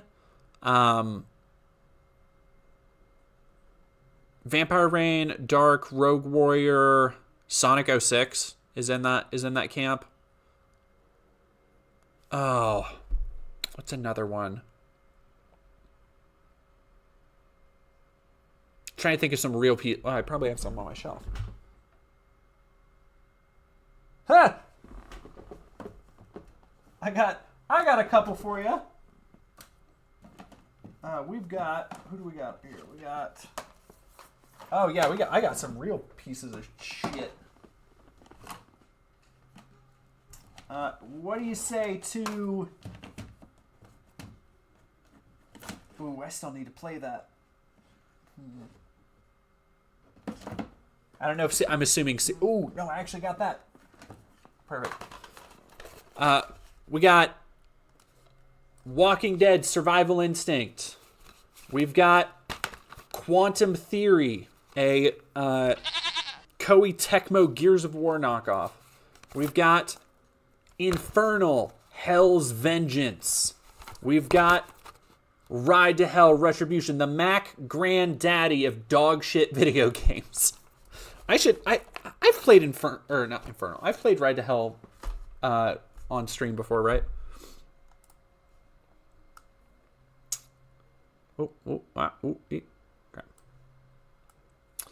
Lucky Bun, holy crap, thank you for raiding with a party of 118. Do we have the Dead Island Collector's Torso? Oh, good gravy, no. What's up, raid heads? I still have my copy of The Walking Dead Survival Instinct. Yeah, me too. I don't know why. I reviewed it for my shooter series, and I don't know why it's still here. Legendary I sold. I managed to get Legendary out of my house finally. Mercenaries 2 was both on the Spaceboy Digital. Mercenaries 2 was both on the PlayStation 2 and the Xbox X-Pro 360 degrees. Could have snuck in something like New Vegas as a bit. Legendary's Legendary's fine. Legendary's got some stuff going on. I don't know. Look, I'm not gonna say Legendary's a masterpiece, but you do fight like fairies that take over vending machines and shoot soda cans at you, and you do also fight werewolves with fireman axes. So it can't be all bad. Oh, Wet. Hey, now, Wet. I still haven't played Wet, but I heard it's good. Hey, does everybody remember Rock of the Dead? Did anybody play Rock of the Dead? No, Bullet Witch is like stupid expensive now. I would get Bullet Witch. Bye, Logan Mansion Games. Ooh. See, Big Rigs is like, I would put that on a different tier. Big Rigs, Ride to Hell, E.T., like those are all in the same quadrant for me. Yeah, I rented Legendary from a Hollywood Video. Legendary is a Hollywood Video ass video game. Let me see.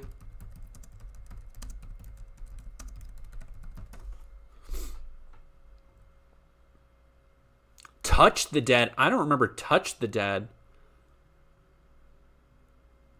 Oh, man. Oh, yeah. Civil War, A Nation Divided. Damn. Oh, fuck. Damn it. If you want to see me get very mad at some video games, this Damnation episode and the America's Army episode. Yeah,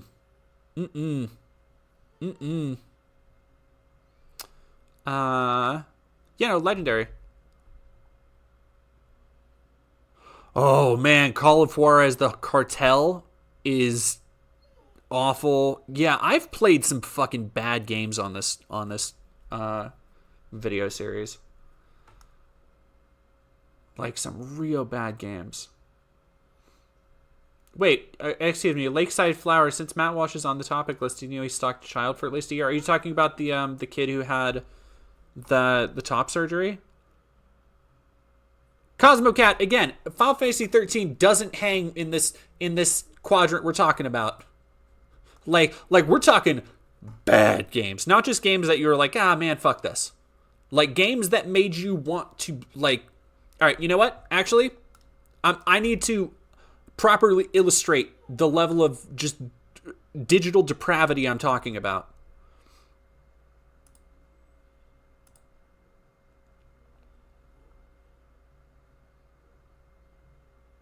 Or did I think I started with...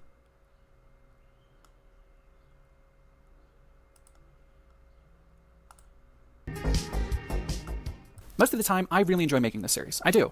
I have to take some breaks here and there because, honestly, sometimes the lack of variety between gray-brown shooters can get overwhelming and tiring, but by and large, I have a lot of fun revisiting old favorites, discovering classics for the first time, and even trudging through the occasional bad game for a laugh. I can say with 100% certainty, however, that I didn't enjoy a single moment of my time with America's Army. First off, from the era that turned Call of Duty into one of the biggest franchises on the planet, you'd think a game actually licensed by the US military would try and emulate the big blockbusters, to learn from what those games do to at least make a passable, if notably lacking, doppelganger. But no, it doesn't. Yeah, this is a propaganda game by the military-industrial complex, made to be a recruitment tool that looked at the exciting propaganda of Call of Duty and said, nah, no thank you. You won't be fighting terrorists at home or abroad. There's no Russian conspiracies. Remember, no Russian. No unnamed Middle Eastern countries, not even so much as a whiff of South American gun runners and cartels. Nada. Because in America's Army, you don't do cool stuff. In America's Army, you play paintball in a field and pretend you're doing cool stuff.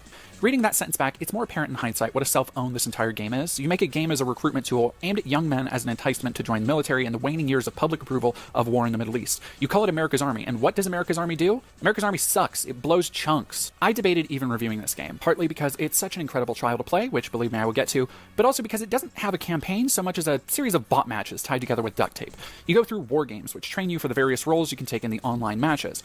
There are a few ideas here, to be honest. There's an honor system that awards you for brave actions and penalizes you for not sticking with your squad, accidentally firing on allies, or other military whoopsie-doodles that get quietly swept under the rug as you continue to have a successful career. But the honor system is all this... I forget all of the shit I edit in, so if I ever go back and watch my stuff, I'm like, oh my god, I fucking forgot it. I forgot I put a Pat Tillman joke in there. Holy shit. Oh, man. This game has, something that quickly becomes apparent. Let's start like the military starts spreading their propaganda to kids, at birth. As soon as your digital avatar spawns into the world, you're endowed with all the grace of a newborn deer with no legs. See, America's Army aims for realism. Unfortunately, the Army's aim sucks, meaning we're not getting any of the smooth aiming, quick movement, tight controls, and rapid-fire action movie gameplay of Call of Duty or Halo. The movement is somehow incredibly jerky, thanks to jittery animations that glitch constantly as your shoulders and arms haphazardly slide across the screen in a vague semblance of reload animations. At the same time, the movement is also sluggish and slow, forcing you to trudge from objective to objective with the speed of an arthritic turtle paid for by the military-industrial complex. Okay, but being an authentic military simulation, the gunplay must be good, right? Fuck no. Not only does the muzzle flash commonly mismatch the firing, but the gun sounds themselves have the quality of a cell phone ringtone notification sound library. But oh boy is there feedback. The game wants to emphasize the strategic value of crouching and going prone in aiming and firing, so even if you aren't taking those positions, your accuracy is drastically reduced. Even at close range, hip firing is all but useless, but even crouching and standing still, hitting moderately ranged targets is an absolute chore that can see you emptying entire clips and missing because each shot recoils so much it throws your entire aim off. So then you have to adjust your aim, and good luck, because looking around is just as turgid as the movement, falling somewhere in a mystical hell zone between too sensitive and never responsive enough. Oh, and don't think there's any fancy auto aim or snap to target that will help you here, because there's not. So what about the missions? The level variety? Well, there's no story or characters to follow, so you're just going through these training exercises in various locales that allow the team to reuse multiplayer assets and claim the game has some kind of single-player component. So expect the most bargain basement generic settings you'll find this side of a Steam asset flip. And I mean that as an indication of graphical quality as well as visual variety. The game came out in 2007, but so did BioShock and Modern Warfare. While this game obviously didn't have the talent or money behind it that those did, it doesn't justify the environments and many textures being pulled straight from the original Xbox. The character models don't look terrible, but the bland lighting and shoddy animation, not to mention the AI, don't make the best impression. Oh yeah, let's talk AI, because the enemy AI will oscillate, much like your friendly squad mates, between Punisher-accurate killing machines and helpless toddlers scrambling for cover like they're in a water balloon fight. The friendly AI only pays attention to teamwork when you need reviving, which due to flimsy health and the aforementioned deadly enemy AI, will often lead to their own deaths as they heroically rush to save you, ignoring the groups of enemies that have coagulated nearby to mow them down in a hail of concentrated paintball fire. Meanwhile, the enemy AI will often have pinpoint aim from a distance that you can't hope to compete with what your army training and dogshit aim, unless you get lucky enough to have one of them get stuck on a random piece of geometry that will force them to stop and look into the middle distance like a dog forced to do advanced trigonometry. And here's the real kicker. When all of these come together, they make for a frustrating experience moment to moment, as enemies often overwhelm you and you're stuck scrambling for cover as your honor ticks down because your squad has abandoned you and moved ahead, but didn't help take care of the enemies that will kill you if you try and join them. So what happens if you die? Just a checkpoint, right? I mean, these missions are timed for 30 minutes apiece. The game wouldn't just make you start at the beginning again, right? No. If you die, which you will because even on the easiest difficulty, enemies can snipe you and your allies will fail you, you start at the beginning of these terrible missions. Sometimes it will be due to confusing objectives, like the very first mission, which tasks you with picking up a rocket launcher, but never specifies that you need to resupply before you pick it up, leaving you dead in the sights of a tank that will shell you. And you need to do 20 minutes of slow gameplay over again until you have memorized the exact right steps you can take to cheese the enemy AI, but also not rely on your squad at all and brute force your way to the next mission. And each subsequent playthrough reveals just how poorly designed the game is, as you play a roulette with the enemies that will appear to be too stupid in one playthrough, only to end you from afar in the next. Or your aiming, which seems to be reliable in one playthrough, but can't seem to find the broadside of a barn upon your next tours of duty in these poorly lit polygonal nightmares. And your reward? 15 achievement points for every 2 missions, regardless of difficulty.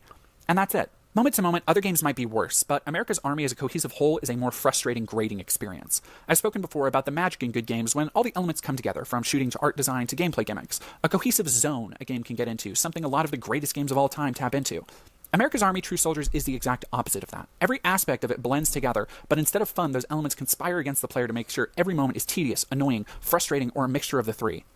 America's Army is a befuddling game. On the surface, it should just be a slow, unspectacular, and mediocre shooter, but every aspect of the game's design is so spectacularly fucked that it takes something that should have been an easy 5 out of 10 and drags it ass first into the deepest pits of video game hell. I hadn't even talked about how the ally AI will just wander into your shooting field, costing you 80 honor points each time, or how the radial menus are so finicky you'll be fumbling between night vision goggles and grenades in life or death firefights. But I don't need to talk about those, because if you have any sanity left in you by this point, you should know better than to touch America's Army True Soldiers. I have no idea how the multiplayer was. I've never played it, but understand previous entries had a dedicated player base, as military sims like this and Rainbow Six had back in the day. But taken on its merits as a single-player piece of content, and as a shooter, there's nothing to recommend about America's Army. Every second of gameplay felt like an excruciating cry of pain from my Xbox 360, begging me to play Modern Warfare 2 like begging for a drop of water in hell. I honestly didn't think much could beat Hour of Victory, but you know what? In that game, at least you fought Nazis. It remains one of the worst games I've ever played on every level, but America's Army utter failure to do anything worthwhile, let alone craft a competent gameplay experience moment to moment, puts it behind even the low bar set by Hour of Victory. There's no reason to play this. Ever. At all. The paltry single-player achievements aren't even worth the effort and frustration and ensuing hours of trial and error to surmount these poorly crafted missions. There's no gunplay or big moments or unique environments to enjoy that you can't get better with Battlefield or COD, or hell, even Medal of Honor. I don't know when, or even if my frustration at the sheer ineptitude of this piece of limp propaganda will ever be beaten, but for my own health, I pray that day never comes. Fuck this game. Comedy gold. That's the level of game I'm talking about. Italian Shakespeare, is it possible to say you see why a game is good, but you still don't like it? Yeah. You just said it. You just say it's not for me. Yeah. Have you played the Alone in the Dark reboot game on the Wii? No, I never played it on the Wii, but I have played it on every other system it was on. Why does it look oddly similar to Far Cry 2? Because that is every fucking game of this generation. Let me go to, there's one more I want to show. I want to show Hour of Victory, because that's another, where's my Hour of Victory? Matt Hazard. No. Oh, view full playlist. There we go.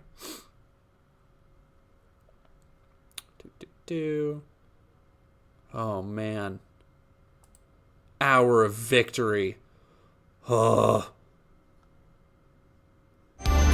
I need to do Fear 1 because I've done Fear 3 and Fear 2, but I need to do Fear 1. Like this and Hour of Victory are maybe 2 of the worst games I've ever played, bar none. Like when I'm talking bad games. Hour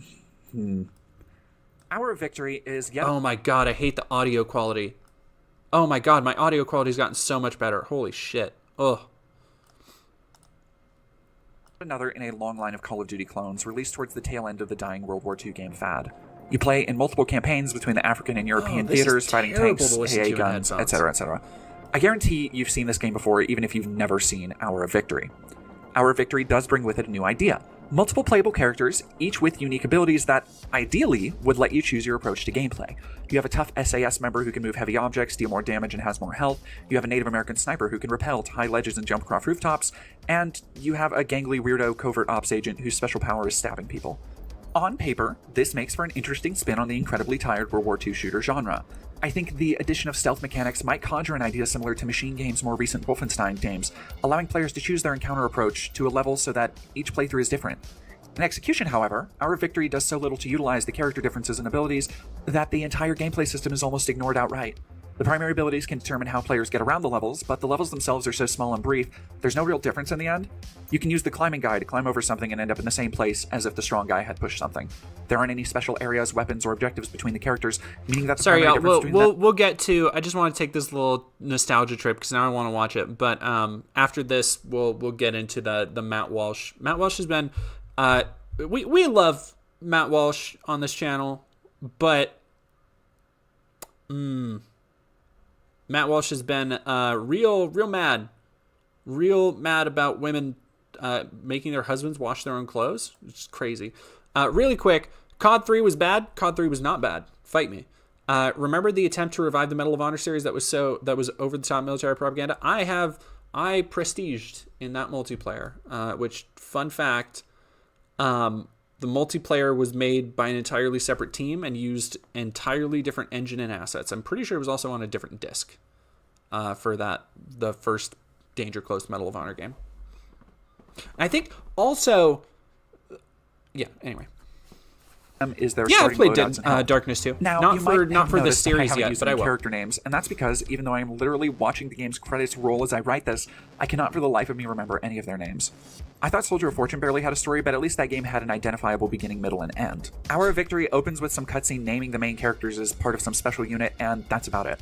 After that, the game's cutscenes range from 20-second exposition fests that feel cobbled together from voice lines intended for other moments, and bizarrely long cutscenes toward the end of the game that just play out firefights between non-playable characters with no dialogue, poor rigging and animation, and an indiscernible meaning to the overall narrative.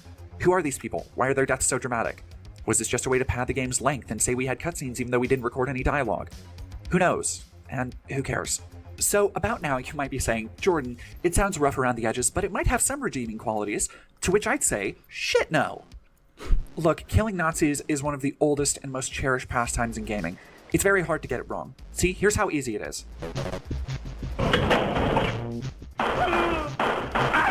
And yet, somehow, over a decade after that first fateful first-person Nazi frag, Hour of Victory screws up America's favorite pastime so spectacularly with its blend of inept gunplay, poor AI, and slapshot encounter design. Okay, let's start with the gunplay. The first thing I noticed is that Hour of Victory apparently gives your characters beer goggles, judging by the intense slathering of motion blur. This isn't necessarily uncommon for shooters of the era, but coupled with sluggish controls and an inconsistent frame rate, it makes for a nauseating experience. You have an annoying button configuration that blends Halo and Call of Duty, putting B as crouch, but the left triggers grenades and the sticks as running and aiming down sights. It works mostly fine for navigating the environments, but the ADS sucks, and it doesn't seem like there's actually much of a difference between using it and firing from the hip. The guns are what I can only describe as fantastically unremarkable, a paint-by-numbers assembly of rifles and automatic weapons that have been done better elsewhere. The feedback is adequate at best, the weapon sounds skip constantly depending on how the frame rate is feeling, I forgot about the and the fucking detailing on the tank weapons leaves missions. so much to be Holy desired, shit, I often the wondered tank if the is models so had finished bad. loading in. Add to this a paltry selection that doesn't even include World War II mainstays like a bar or a shotgun, and what the hell is a game about shooting Nazis without a shotgun? What are we even doing here? But I mean, so what? Turning Point had lackluster shooting, right? Well, yeah, but Turning Point also wasn't a chore to deal with in every other aspect like Hour of Victory is. The AI in Hour of Victory is so dumbass stupid, it's like watching an entire Nazi army recruited entirely from a 4chan board. See, because the game technically has a stealth option, there are different states of alertness that the AI can go between. But since stealth is limited to one character, and due to an abundance of ammo, easy to kill enemies, and extremely linear level design, you won't ever really use stealth, aside from one forced specific section. There's really no reason for the enemies to ever act unalert. But does that stop these dumbasses? Damn no. During my 3 to 4 hour tour of duty, I witnessed the enemy AI stop shooting at me mere feet in front of my face and go back to an unalert state. This, along with enemies colliding with the cover geometry and either glitching through or on top of random objects, is a common occurrence throughout. On occasion, enemies may dodge incoming fire or confidently take cover, but for the most part, the channers seen here will just walk out and maybe or maybe not attack you. Here's a drinking game that's more fun than Hour of Victory. Every time an enemy attacking you deactivates and goes back to unalert, take a shot. It's more fun because you'll die of alcohol poisoning after the first few levels and won't have to play Hour of Victory anymore. So the AI is terrible and folds under pressure just like you'd expect from internet Nazis. But I feel like the designers knew that, because as the game goes on, it gets much harder. And by harder, I mean worse. In a last-ditch effort to evoke some kind of challenge, Hour of Victory throws legions of enemies at you at a time. It's not fun, and remains the mark of a shooter which has run out of ideas. Which makes this the perfect time to mention the game's shit-awful checkpoint system. Most levels, which are only between 7 and 15 minutes long to begin with, don't have any checkpoints, meaning that if you fight through, for example, unnecessarily large enemy waves and die, you have to start all the way back from the beginning. Some levels do have checkpoints, but they're a small mercy and won't save you from the most frustrating bits of the game that could have actually benefited from more checkpoints. Case in point, the tank level. The tank level in Hour of Victory is one of the worst vehicle sections I have ever encountered. The tank itself controls like a bathtub on an ocean of maple syrup if you can only paddle with a pool noodle. The turning is sluggish, and to add insult to injury, the areas you traverse are so small you can never really dodge any incoming rockets. So naturally, there are rocket launcher enemies everywhere, pelting you from afar as you try to discern where they are and retaliate. But that's not all. Because all of that would be too easy, the tank just stops working sometimes if you hit the level geometry wrong. Like you will nudge a tree and suddenly you can't put the tank in reverse and can't really move forward, so you just wiggle around hoping for a miracle. And if you're really unlucky, you'll be sitting in the open taking damage while this happens. The real cherry on this shit salad, though, is that the tank doesn't regenerate health, and there are no checkpoints. Even on the easiest difficulty, the ridiculously high damage, poor controls, and coupled with straight up busted geometry, turn what should technically be like a 5-minute level into a 15-minute plus trudge, provided you even make it to the end and don't have to start from the beginning. And your reward is that you get to play more Hour of Victory. Yay! Add to all this a litany of other problems, like the game having the draw distance of an N64 game suffering a panic attack, a poor objective indicator that will get you lost in multi-level areas, a regenerating health system that literally only works when standing still, and there's literally no reason you should play this game. Even basic tenets of FPS design, the things you don't even think about because they're just there and you always expect them, are betrayed. For example, guns don't reload automatically when a clip is empty. You have to hit the trigger again to force the game to reload. This sounds like a really small detail, until you're in the middle of a firefight expecting to reload like in any other FPS ever, and you don't know why you're taking damage but not dealing any. Hour of Victory is an encyclopedia of poor first-person shooter design choices. I don't know if it deserves to be studied or to have every copy confiscated and burned. It's honestly hard to admit a game is worse than Soldier of Fortune, but at least that game had satisfying gunplay and gore. Hour of Victory has nothing.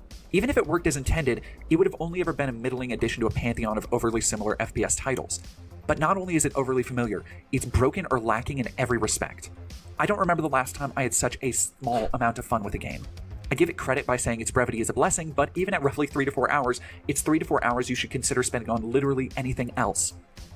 In summary, if our grandparents knew that winning World War II would result in a game this bad, I think they would have surrendered on the spot. Alrighty, thank you everybody. Fuck, man. Also, big heads to the old heads who've been here since the beginning. How is this making me want to play it? It shouldn't be. It shouldn't be making you want to play it. It's ranking all the other games on the list. I don't know, how many was I up to? Like 14? I got up to 40, I think. Pretty close. Yeah, Mr. Oakby, you're about right. It's a swarm of racist weebs. Like that's about right. Yeah, here's the kind of shit they send to black people. Let's go to yeah.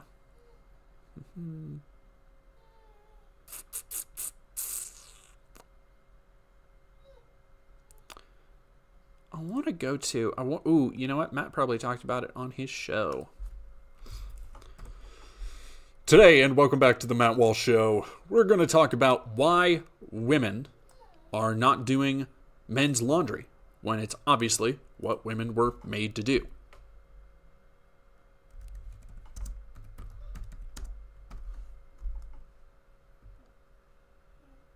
Yep, there it is. What'd I say? Like clockwork. Look at him. Look at that sourpuss. Oh, his face looks...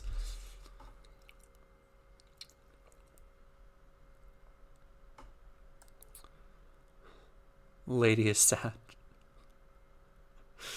Yeah.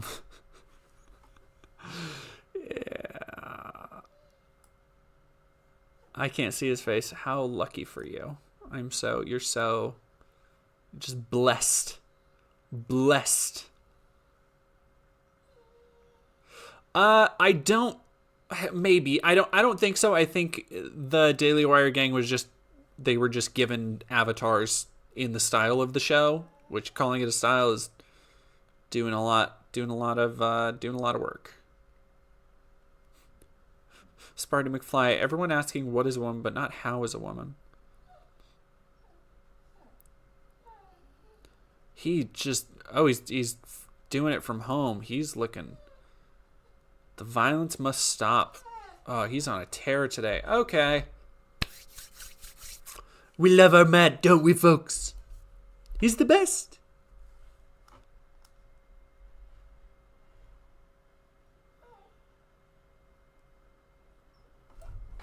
All right, I'll be right back. I'll be right back. Hey, Bubby. Hey, Bubby dog. You gonna be good? You gonna be good? Yeah, you gonna be a good dog. All right, I'm gonna fill my water, and then we'll get to watching Matt.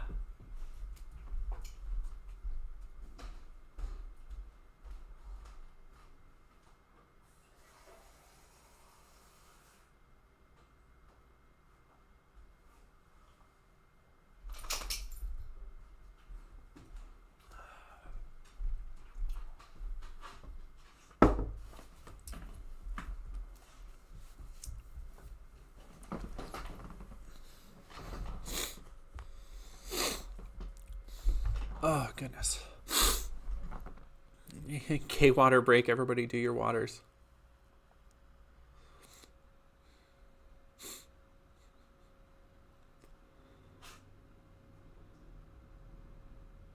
Stop.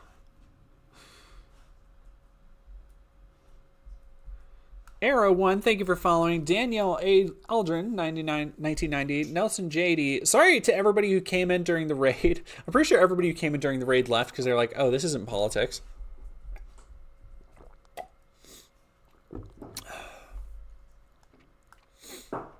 All right. Now, I thank you very much. Never Ready, thank you very much for following. Now, there was a raid. Yeah, somebody raided with like 115 people.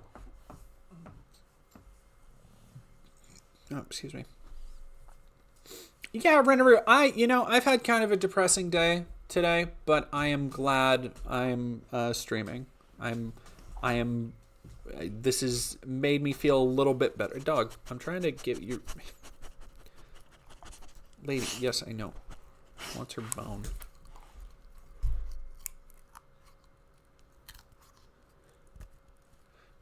Oh, did you guys hear the sniff?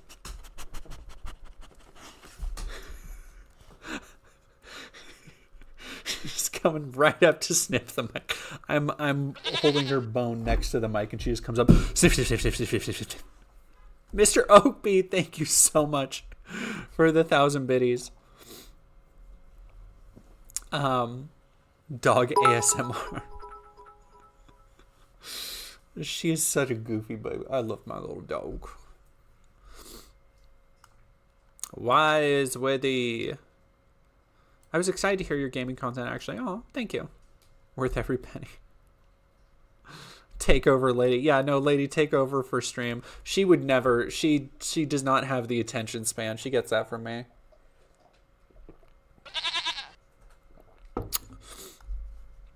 John Oates Mustache, thank you for following. Somebody.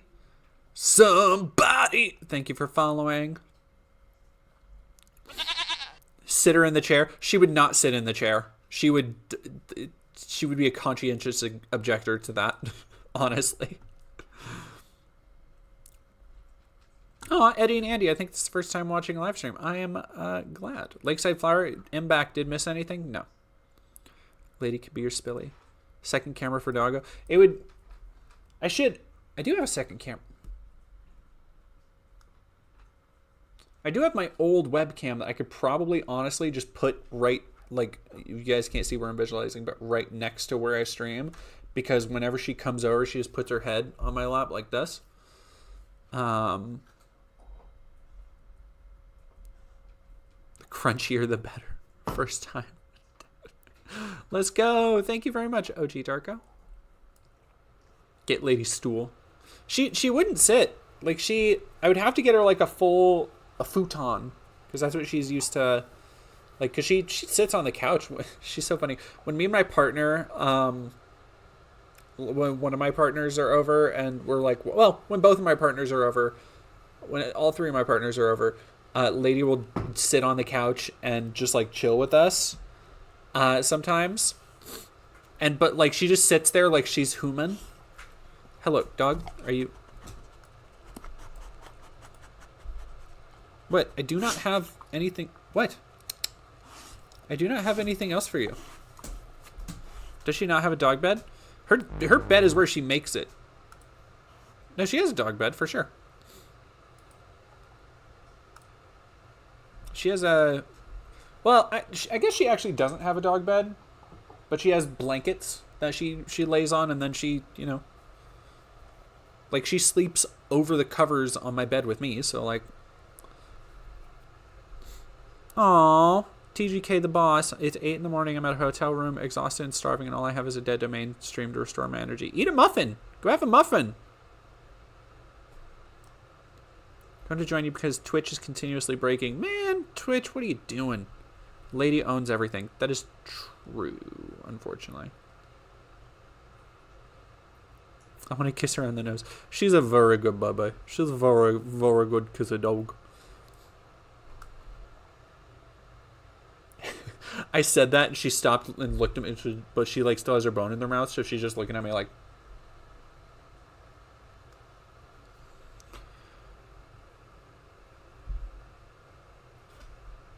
Ooh, A2B after I've charged up. Hell yeah.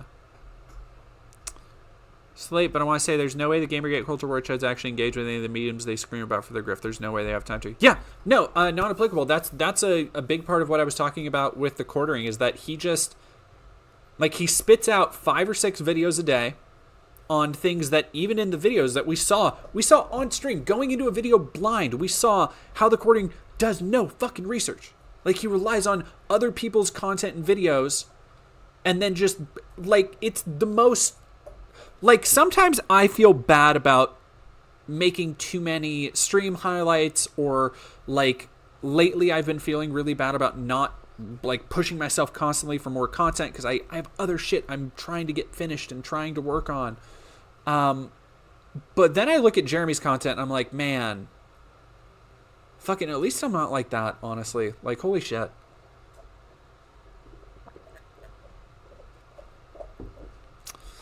Anyway, going from one part of the griftosphere to the other here with our friend Walsh. Malt Wall. My good buddy, Macmall. A lot of young men are worried about getting married because they're afraid that they'll end up with a bad, selfish woman as a wife. Why? Of all the things to continually put in the frame, I know it's kind of hidden by chat on the stream, but of all the things to put in the frame, why does he always have the goddamn walrus? Like, truly, deeply, what is his... Even in when I was doing research for my really deep dive on Matt Walsh, he had, like, multiple times he brings up walruses. Like, he has a bizarre fixation with walruses that I feel needs to be investigated.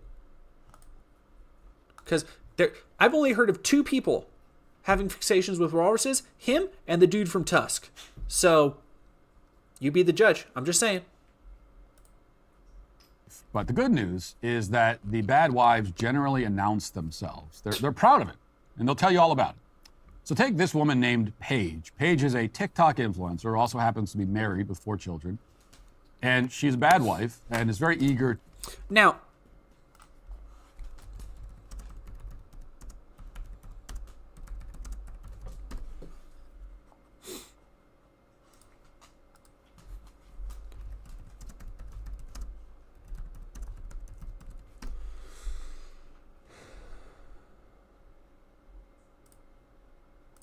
I feel it's important to bring this up really quick. Oh, thank you so much, Brutus Magnuson. $5. I'm making an FPS where you have to press the reload button every time, and I'm doing it on purpose. I hope you play it someday. Panic and perish. I look forward to it.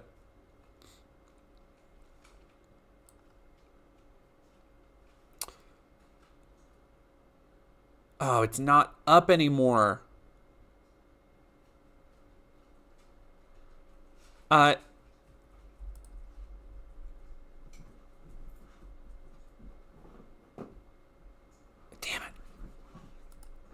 There are, I don't want to do all the research here because that would be boring and slow down the stream, but there's got to be somebody has to have reposted it because it got deleted by Matt's wife. But at one point, oh, here it is. Hopefully, I think maybe.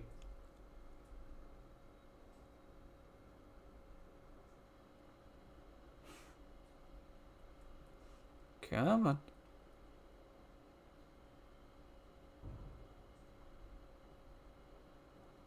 on. Yeah, here she says he neglects his fish.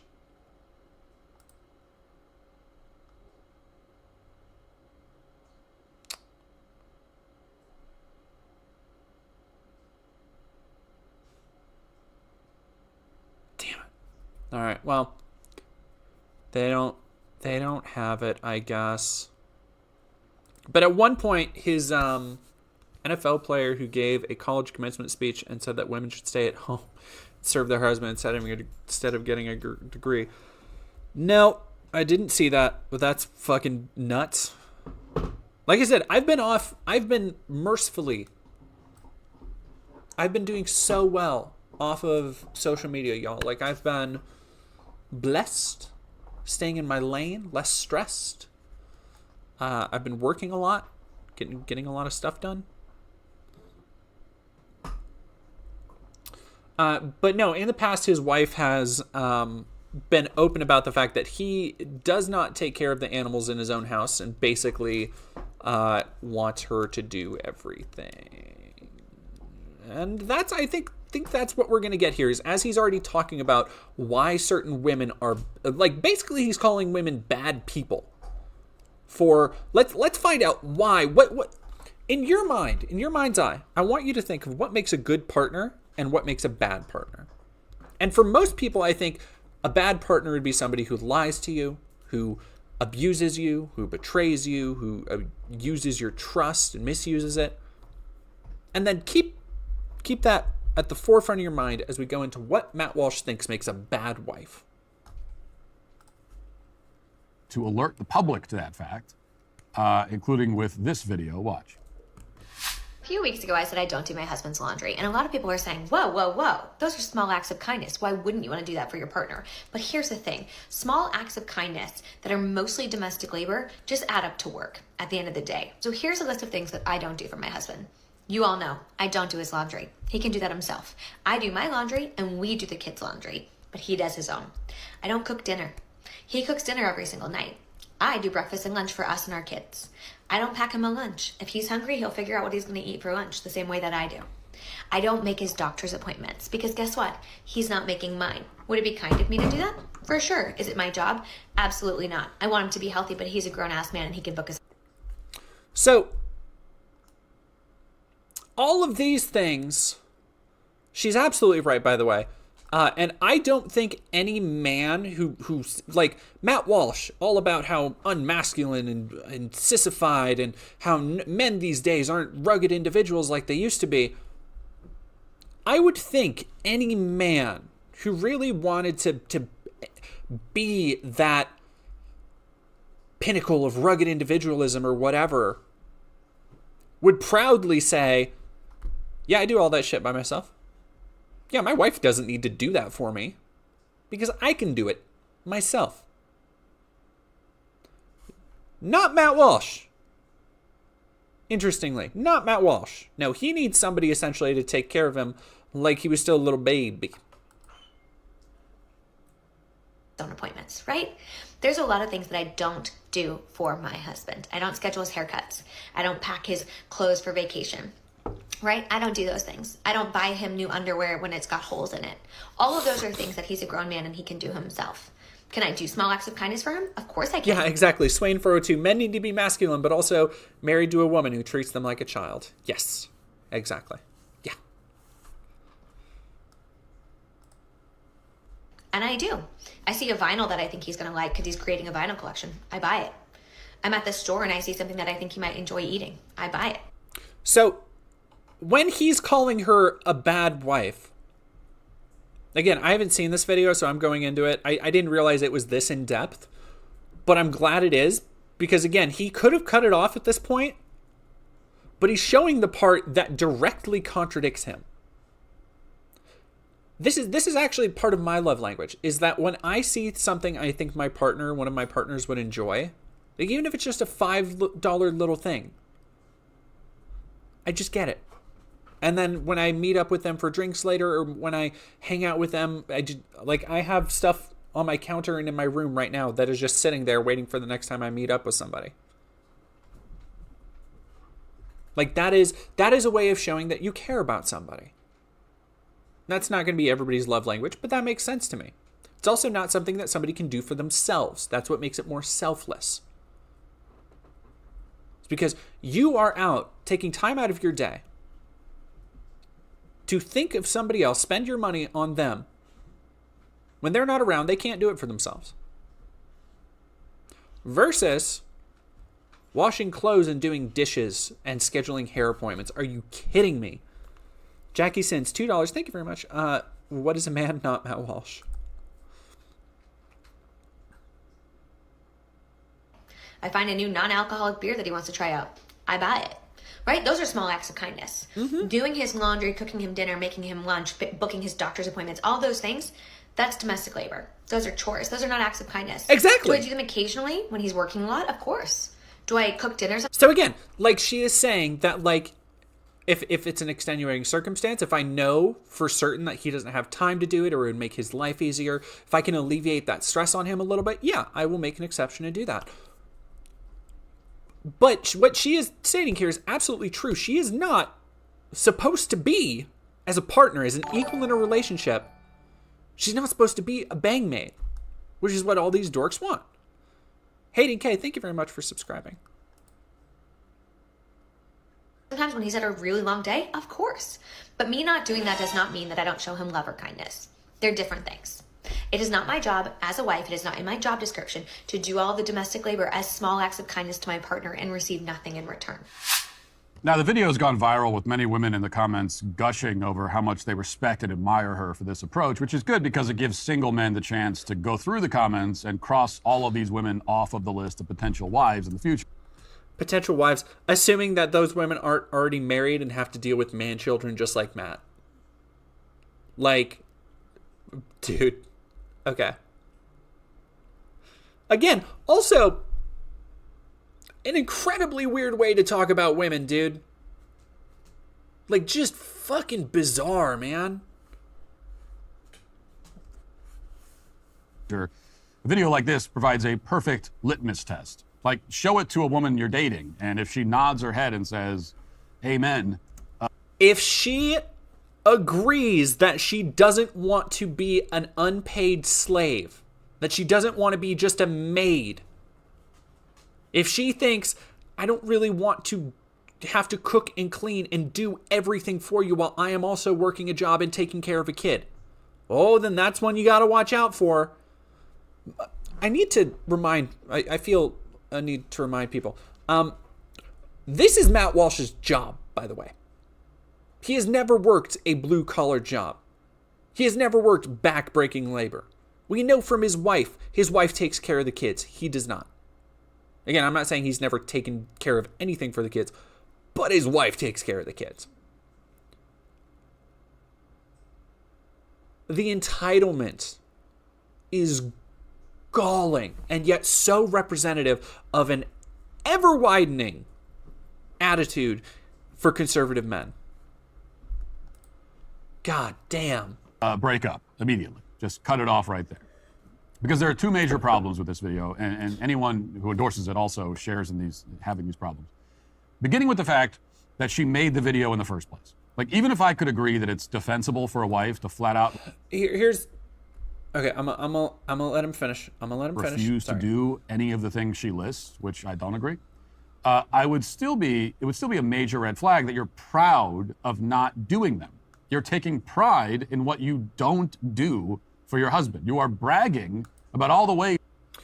So, Matt doesn't seem to understand the functionality of, like, a mommy vlogger, which is ironic because he was a daddy vlogger once. But, like, she's just... People do that. That's what people do for content, Matt. That's literally what you do about different subjects, is just sit in front of a camera and talk about something and give your opinion on something. Like, fucking glass houses, dude. That you don't help him and don't care for him. That alone tells us that your marriage is deeply sick and will not survive for much longer unless you change dramatically and quickly. There's really no reason why you needed to tell... What the fuck is that? What is that correlation? Sorry, I know I just paused it. What is the correlation, Matt, between saying, my husband's a grown man, I don't need to do everything for him, and Matt's like, well, that's how I know your relationship won't last much longer. Because you made a video talking about how you get your husband gifts, and if he's having a hard day, sometimes you will do those things for him, but that you're not a maid. What the fuck? The world Banana Brain Z, who I does think the laundry somebody's in out your in the, house. Nobody asked for that information, and if they did ask for it, you could just ignore them. But you're proud of not doing the laundry. Proud of the fact that apparently when you do a load of laundry for yourself and the kids, you specifically separate his clothes and refuse to throw them in the water. He is he is more animated and like genuinely mad over this. Like, look at his body language and shit. He is legit getting angry over this. What the holy shit. Like, this is, like, I know Matt's pathetic, but dude, I've seen him talk about foreign policy issues and genocide with less fucking grit than this.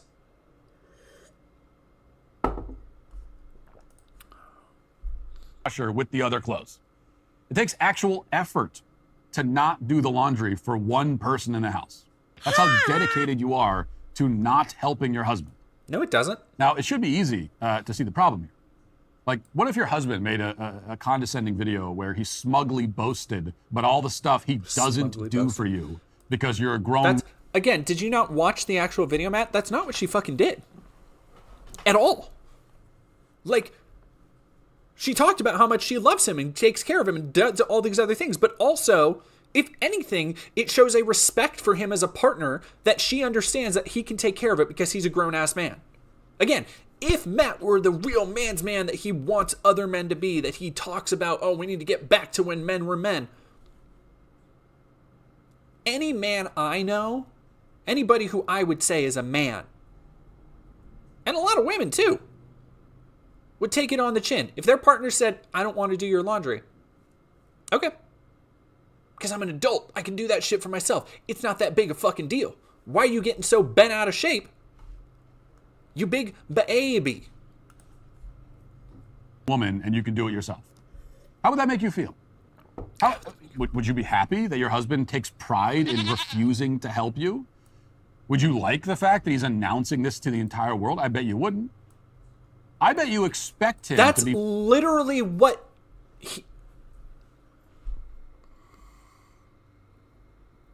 Matt, that's literally what you want, though. That's literally what you're advocating for. You want women to have less help in the home. That is what the part of the video that you're disagreeing with. More respectful towards you and your marriage. And I bet that's not the only expectation you have for him that you fail to live up to yourself. In fact, I bet there are chores that you expect him to do that you won't do, even though there are no chores that you will do that he won't.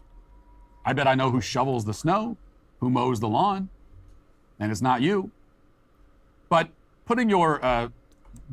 Because needing to do seasonal chores like once a week or once every couple of days is the exact same thing as things that you do constantly throughout the year. Very fair comparison, you dipshit. Bragging aside, your attitude itself is also very wrong. And I'm not saying that you should be the only one always exclusively doing all the things on your list. Then why are you so Every marriage mad? is different. My wife exclusively or nearly exclusively does some of those things. Some of them we both do. My wife does almost all the laundry. She handles breakfast and lunch for the kids pretty much exclusively, at least Monday through Friday. She makes dinner more than 50% of the time, but I do make dinner fairly often. Bullshit. God, could you imagine how fucking flavorless food would be in a Matt Walsh household?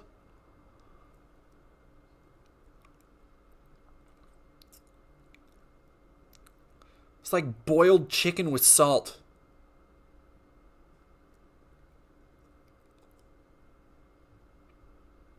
Just like canned spinach and frozen corn.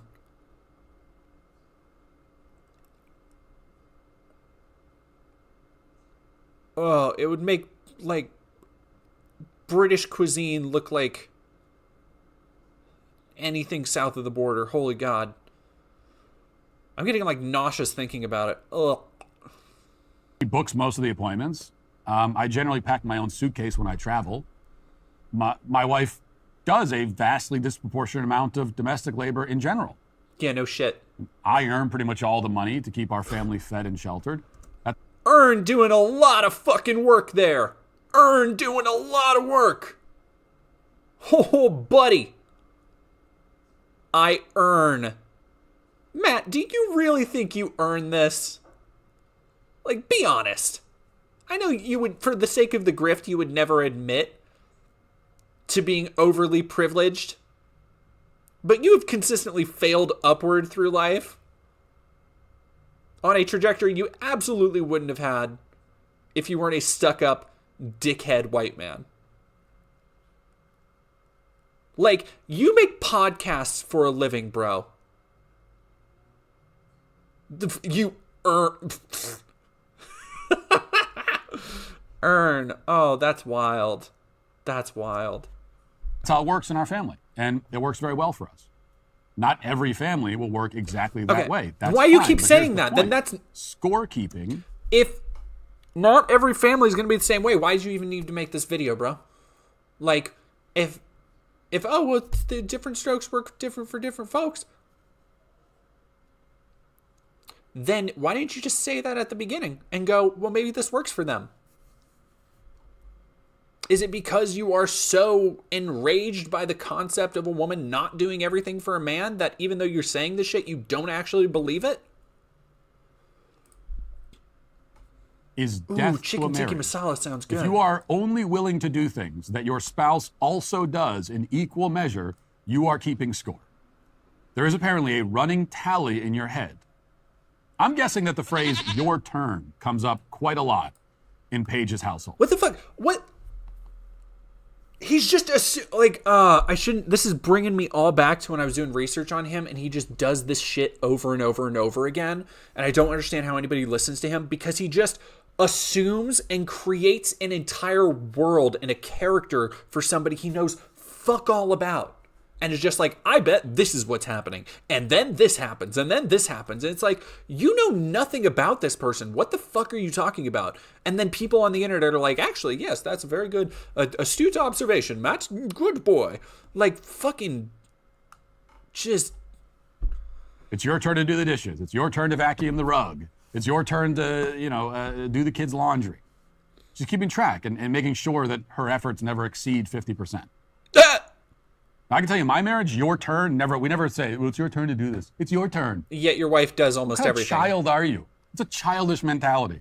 It never comes up. Nobody said that. She doesn't say that. Our kids? Again, he's going off on a bizarre tangent and like freaking out, calling somebody a child for something they didn't say. He just made up that they say that.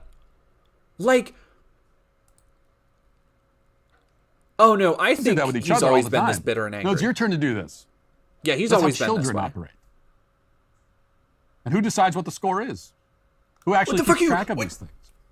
Well, I think we can assume that that's one job Paige is happy to solely take charge of. Now, marriages can barely function this way, and certainly cannot thrive this way. You're treating your husband like a business partner. At best, he's a roommate. In fact, there really is no difference at all in the living arrangement you have with your husband and the one you would have with him if he was just a roommate. That should tell you something. You shouldn't just be willing to do things for him that he does in equal measure in return. You shouldn't. She literally doesn't say that. Like, again, Matt's point would have been much better taken, or at least not quite as easily disproven, if he didn't play the whole fucking video. Like, the whole video. Like, it very obviously shows how he's wrong. That she is not just stopping and saying, oh, well, I'll just do this and you just do that. Like, God, dude. Indeed, you should delight in the opportunity to care for him in in unique and different kinds of ways. What the fuck are you talking Your about? attitude should be the reverse of what it is right now. You should be telling a woman you should delight in doing laundry. God.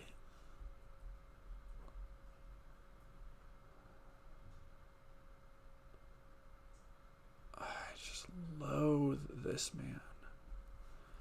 All right, who give me somebody I should check out. I need somebody to freak out about. Who do we got? Give me your worst recommendation for a shitty chud YouTuber.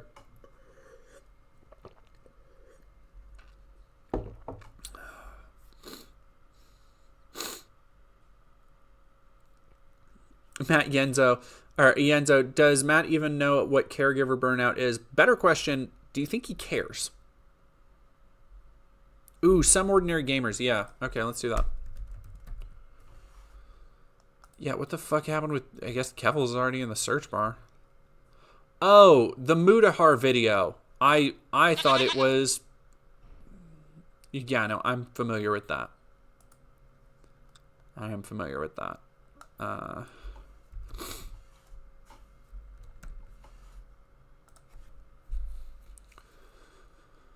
don't trust Ubisoft with Assassin's Creed.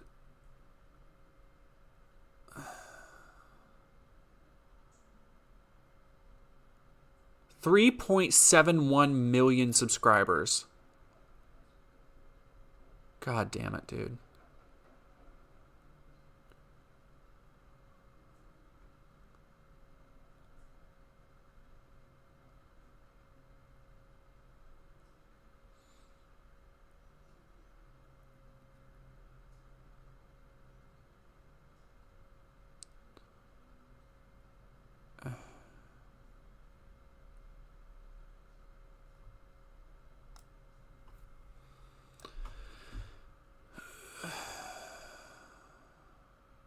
Twitter, Brianna Wu accused Jesse Gender of being the type of trans person that leads to... Yeah,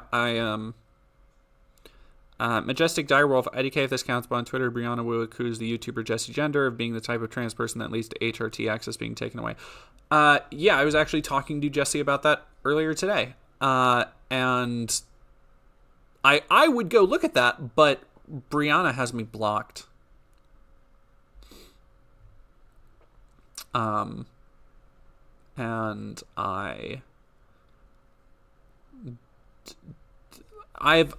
look, there are some people in the just general internet and like trans spaces that I'm trying to disengage with obvious bait, and that doesn't just mean people who are like just trolling, but people who are very clearly looking for a platform. They are looking to start controversy. And I think that describes Brianna Wu to a T. She is, and this isn't just my experience, any content creator who's had any association with her or known her will be able to tell you this. And you know, there are stories that aren't mine to tell, so I'm not going to, but she is an incredibly disingenuous, manipulative, conniving person.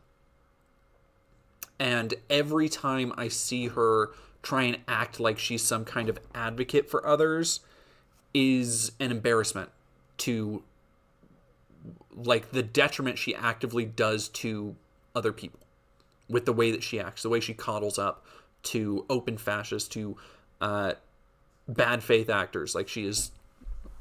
And that's why, like, that is why I straight up don't engage with her shit. Because I still see, like, Brianna, like, people will share her tweets and dunk on her and stuff. And I still see that. And I have literally no patience or time for it. Like, I'm not going to even fucking comment on it. Because it just, like, that is one of the only people who I think she thrives on negative attention. Like, she really does.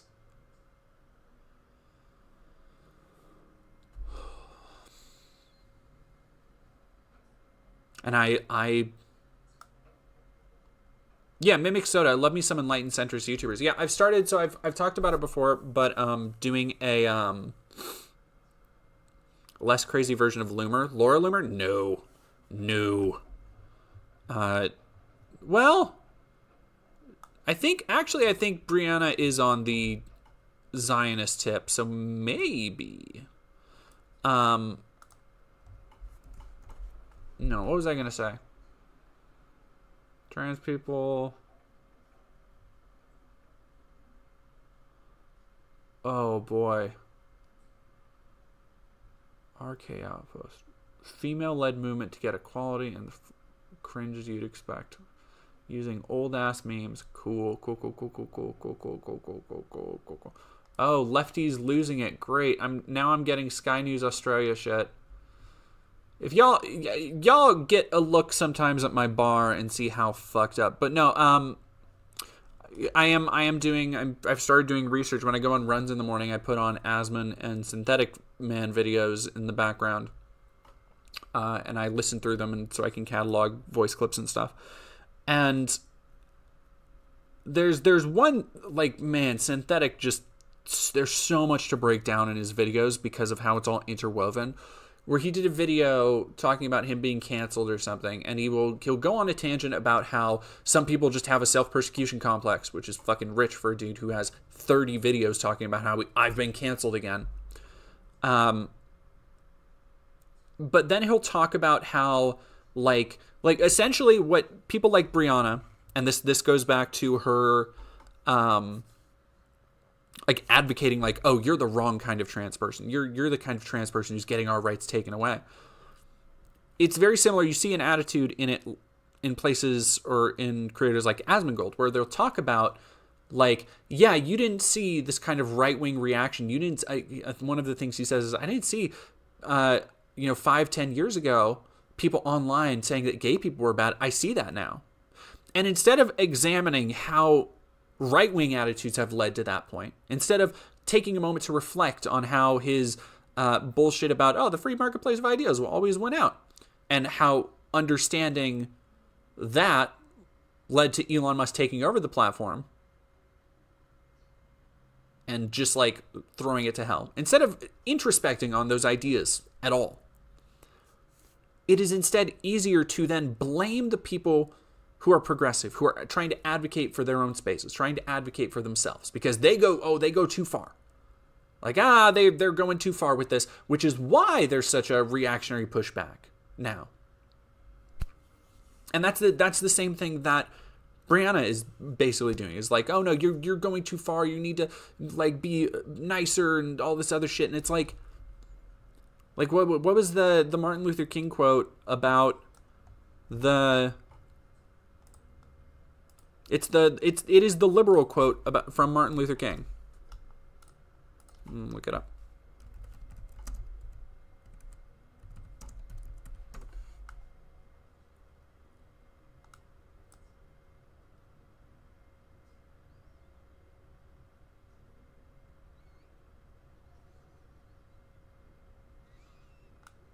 No, give me 1 second.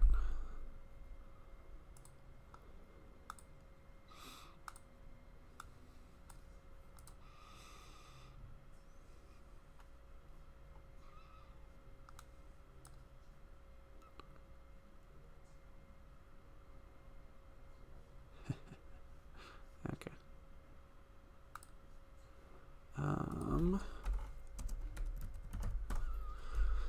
Sorry, it's something I needed to text real quick. No,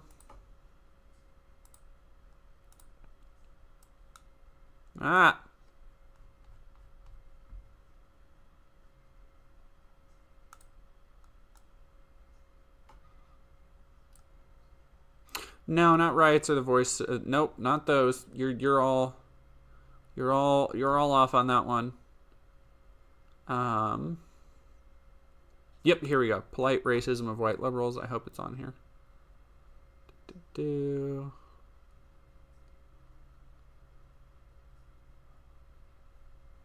I quoted it in my Righteous Anger video. Go check it out there.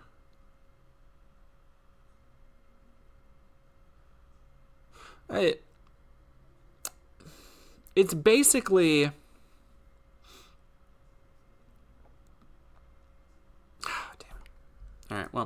I don't have time to dig through it all, but it basically has to do with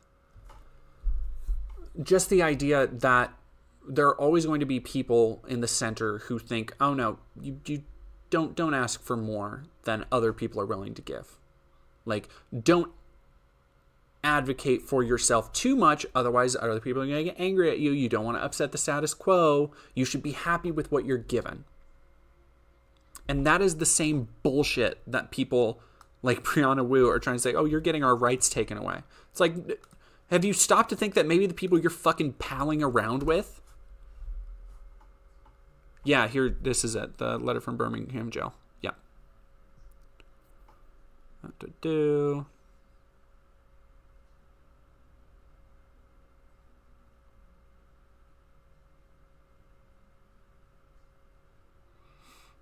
Here we go.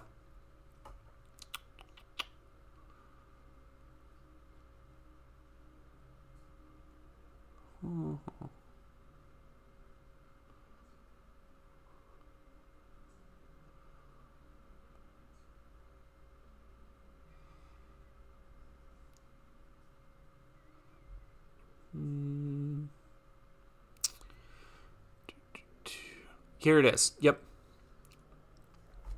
I've almost reached the regrettable conclusion that the Negro's great stumbling block in the stride towards freedom is not the white citizen counselor or the Ku Klux Klanner, but the white moderate who is more devoted to order than to justice, who prefers a negative peace, which is the absence of tension, to a positive peace, which is the presence of justice, who constantly says, I agree with you in the goal you seek, but I can't agree with your methods of direct action, who paternalistically feels that he can set the timetable for another man's freedom, who lives by the myth of time, and who constantly advises the Negro to wait until a more convenient season. Shallow understanding from people of goodwill is more frustrating than absolute misunderstanding from people of ill will. Lukewarm acceptance is much more bewildering than outright rejection.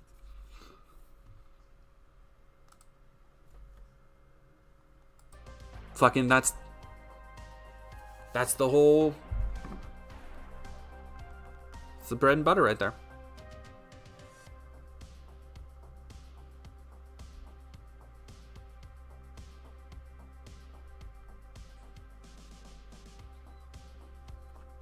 Lady is being the eepiest little bean right now. She's all laying on her side with her paws all out and stuff. On stream? What about on stream?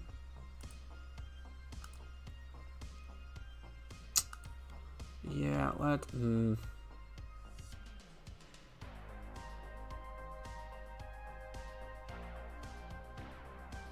I don't know who this Appabend guy is. Hell Drivers and Tsukihime.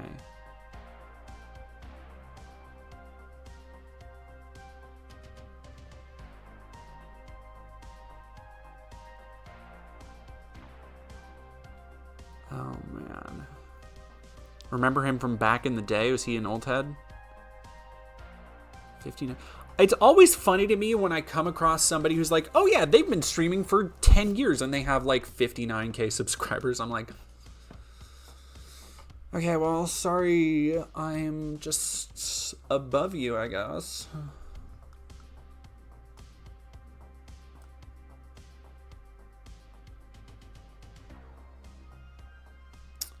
I am just better than you in every way. Lemons and Leaves, I'm glad you're following on Twitch now, though.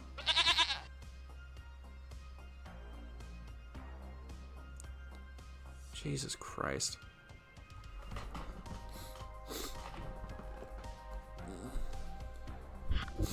Okay, let's watch some of this garbage. Oh, no. No. Okay, whew. Yeah, I'm really fucking tired of Asmon. Asmon is another, like, watching so much of Asmon stuff is just like his... Like, there is a secret to being a certain kind of tuber where you manage to convince your audience that you're open to everything and you are okay with everybody, but at the same time, like, you really only give space to one ideology. Yeah, it's just incredibly.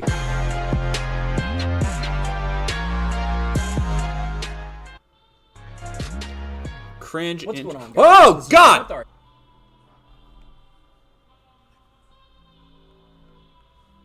I didn't expect you to look like that, sir.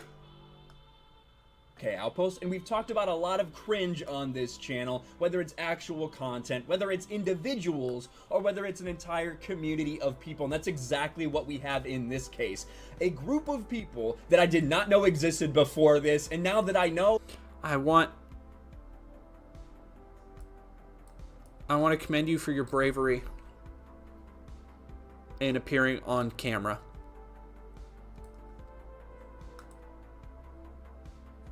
I feel like my life is better off because I get to laugh at them. And it is the hashtag AC Sisterhood community.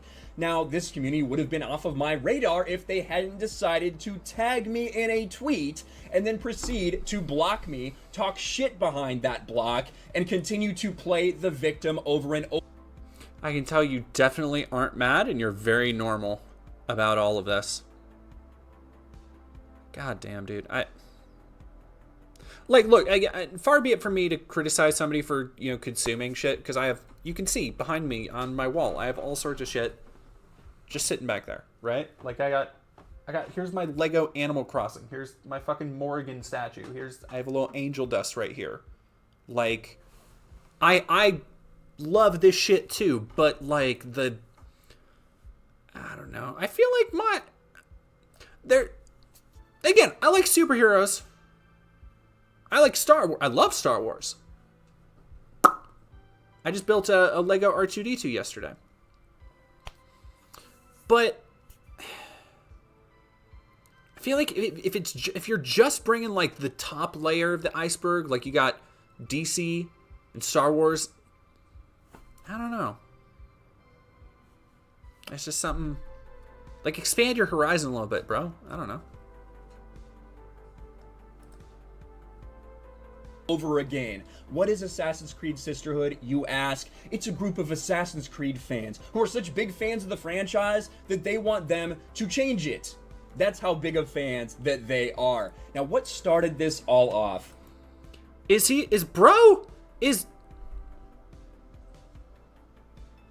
really mad that women would add? Okay, okay, I don't know why I'm surprised. I'm not, I guess. I don't know. Oh, boy. Majestic Spider-Man, did you hear about the tragic news of the trans Dead by Daylight VA passed away? Yes, I did. Unfortunately, I heard it in the worst way possible, which is people making fun of her on the internet. And that was fucking awful.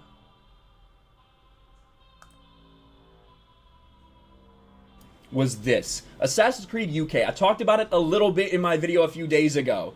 They came out with this video, The Blade is back, to get people hyped for Assassin's Creed Valhalla. But what are the comments? Where are the women? Hashtag AC Sisterhood. Of course. We know they don't like women in their game, but at least pretend that you do. Something's missing. Hashtag AC Sisterhood. And then... So it seems like they're wanting to show off in advertising, at least. That's what I'm getting from here. Is which is a valid point. Because, dude, Femme Eivor can get it. Male Eivor, I've never seen them advertised. Ubisoft has completely reversed who they should be advertising, because just like with Odyssey, Cassandra was that was the character most people I knew played as. Men and women. Same with Eivor.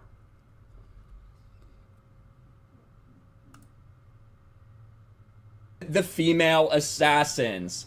That's what it was all about. How dare you not show any women in this 50-second little trailer? Well, of course, Ubisoft immediately bent the knee. We clearly missed some great assassins in this video, and we apologize. We've updated the asset to highlight all the assassins who master the hidden... Okay, so who, again, this is the kind of shit that I was talking about earlier. It's while, here I am, watching and reacting to this, but at a certain level, I have to stop and take a step back from this cycle and be why am I doing this? Like, why is he doing this? You know? Why does somebody care this much? And ultimately, I don't care that he cares this much. Like, honestly, as much as fun as it is for all of us to get together and look at this and be like, look at this dork, can't understand that women also play games and all that stuff. At the end of the day, I am going to click off this video and forget it fucking exists. I'm going to forget this man exists because he's just not saying or doing anything interesting or substantial with his time on Earth. And that becomes a reflection of the time I have spent watching him. Like,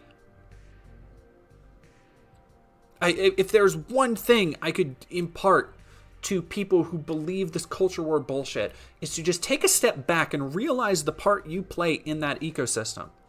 In this rage bait, hate-filled bullshit that Grums and the Quartering and everybody else are constantly pulling.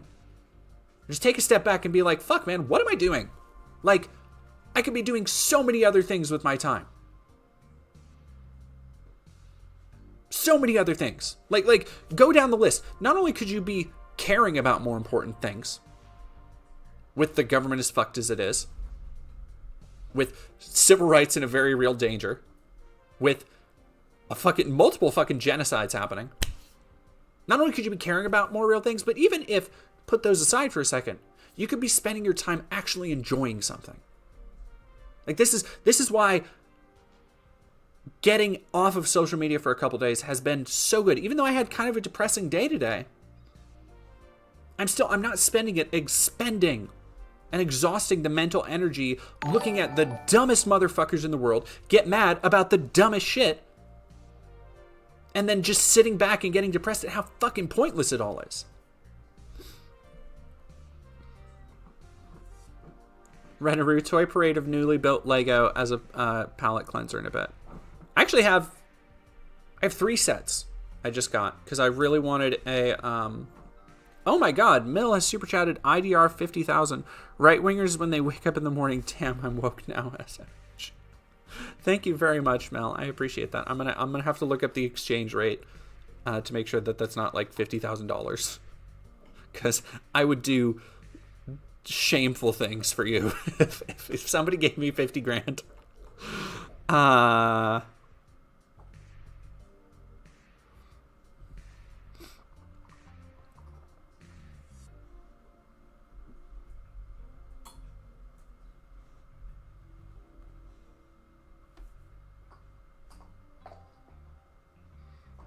Okay, thank you very much for the rupiah. I appreciate it. Show us Angel Dust into a quick has-been review. Here's my... I think I've showed off Angel on the stream before, but here's my little Angel standee I got from Etsy. I love him very much. I actually have my Angel... part of my Angel cosplay coming soon. Has been good is my review. Good songs. I like musicals, so... Yeah,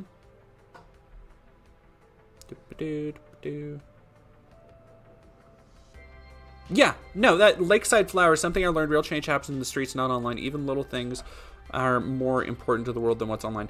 The thing is you have so many people, and I think it's people like Brianna Wu, who, like, they spend so much of their time. This is another thing I'm detaching from. They spend so much of their time online that they think that represents the real world. And you see it. I would say most of those people make up entirely the like new Gamergate movement. Is people who think that them getting mad online is going to force change in the real world. That because a bunch of people are mad online, or they see other people like them mad online, that, oh, okay, this game's not going to sell well. It's where, like, go woke, go broke is based, because most people do not fucking know about it. They do not care. It's like I talked about my Stellar Blade review.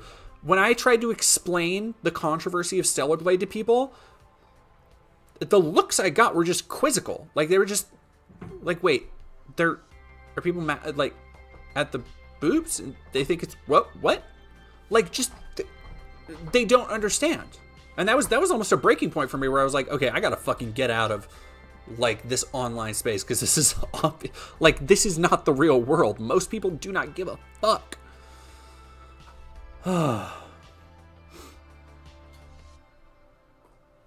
Yeah, Christian Garcia, if they don't like left-wing or center-left working on video games, make their own instead. Learn programming, character modeling, writing, storytelling, anything outside. Well, we talked about that before, but like how most quote-unquote conservative art is just reactionary.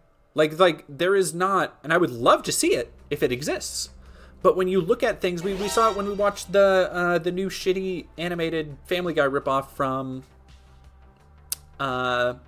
Daily Wire, is that most people or most conservative art is just a reaction or reflection of something else with their attitude inserted.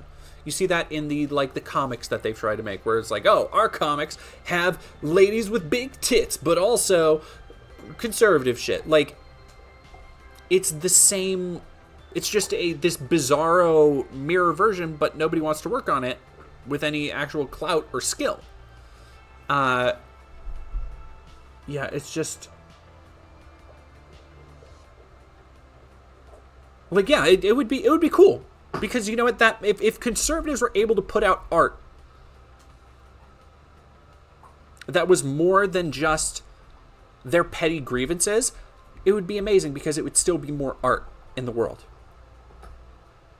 It would at least be something people could come together on in some respect. But they can't help but align all the stuff they make to their pedantic little arguments. It's what you see with the everything the Daily Wire's put out. Like, from Lady Ballers to fucking, we just watched it, Mr. Burcham. Like, it is just how many of our arguments can we force in here to let our audience know we agree with them and not the other guys. It's like, well, guess what? That doesn't make for good art. That doesn't make for good expression. That doesn't make for something that will last. It does make, ironically, for just content to consume. Just suck down in a slurry of unending gray goop until you die. Grievance-free art challenge impossible. I would love to see it. I challenge conservatives to do it, but I just don't think they can.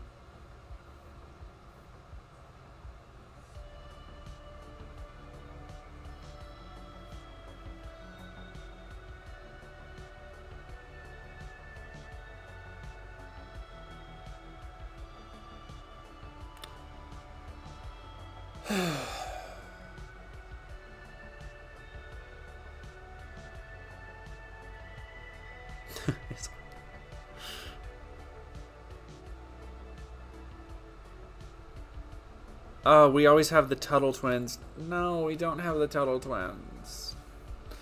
Not the Tuttle twins. Give me 1 second.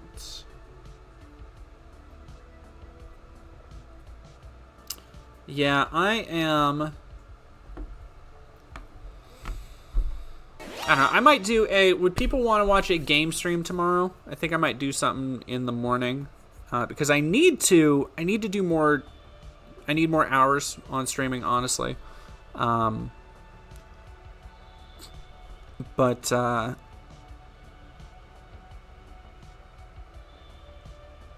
yeah, I will probably do a stream highlight of the first thing tomorrow. And oh, you know what? I actually might not have time tomorrow. Never mind. I have to get through. I'll see what I can do Sunday. Keep an eye out on Sunday for a game stream, because this weekend is going to be busy as hell. But let's go.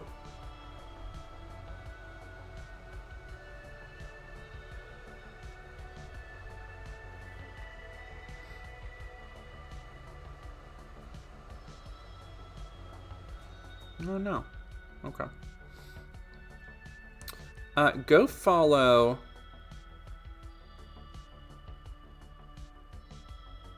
Oh. Okay. Let's go. Oh, Cirrus is playing Crow County. I have Crow County? Crow Country.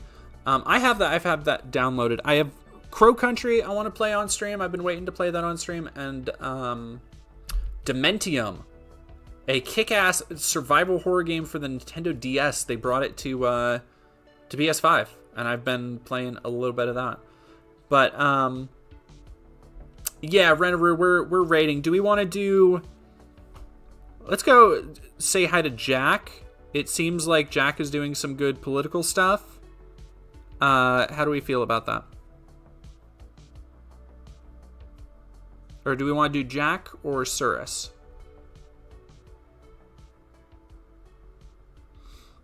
Shabiri as well. You like Jack?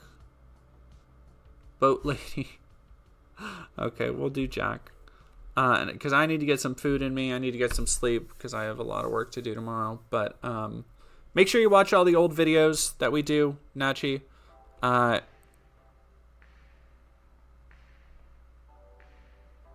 And thank you all very much for all the donos and stuff. It really, really, really helps right now. And have a good time over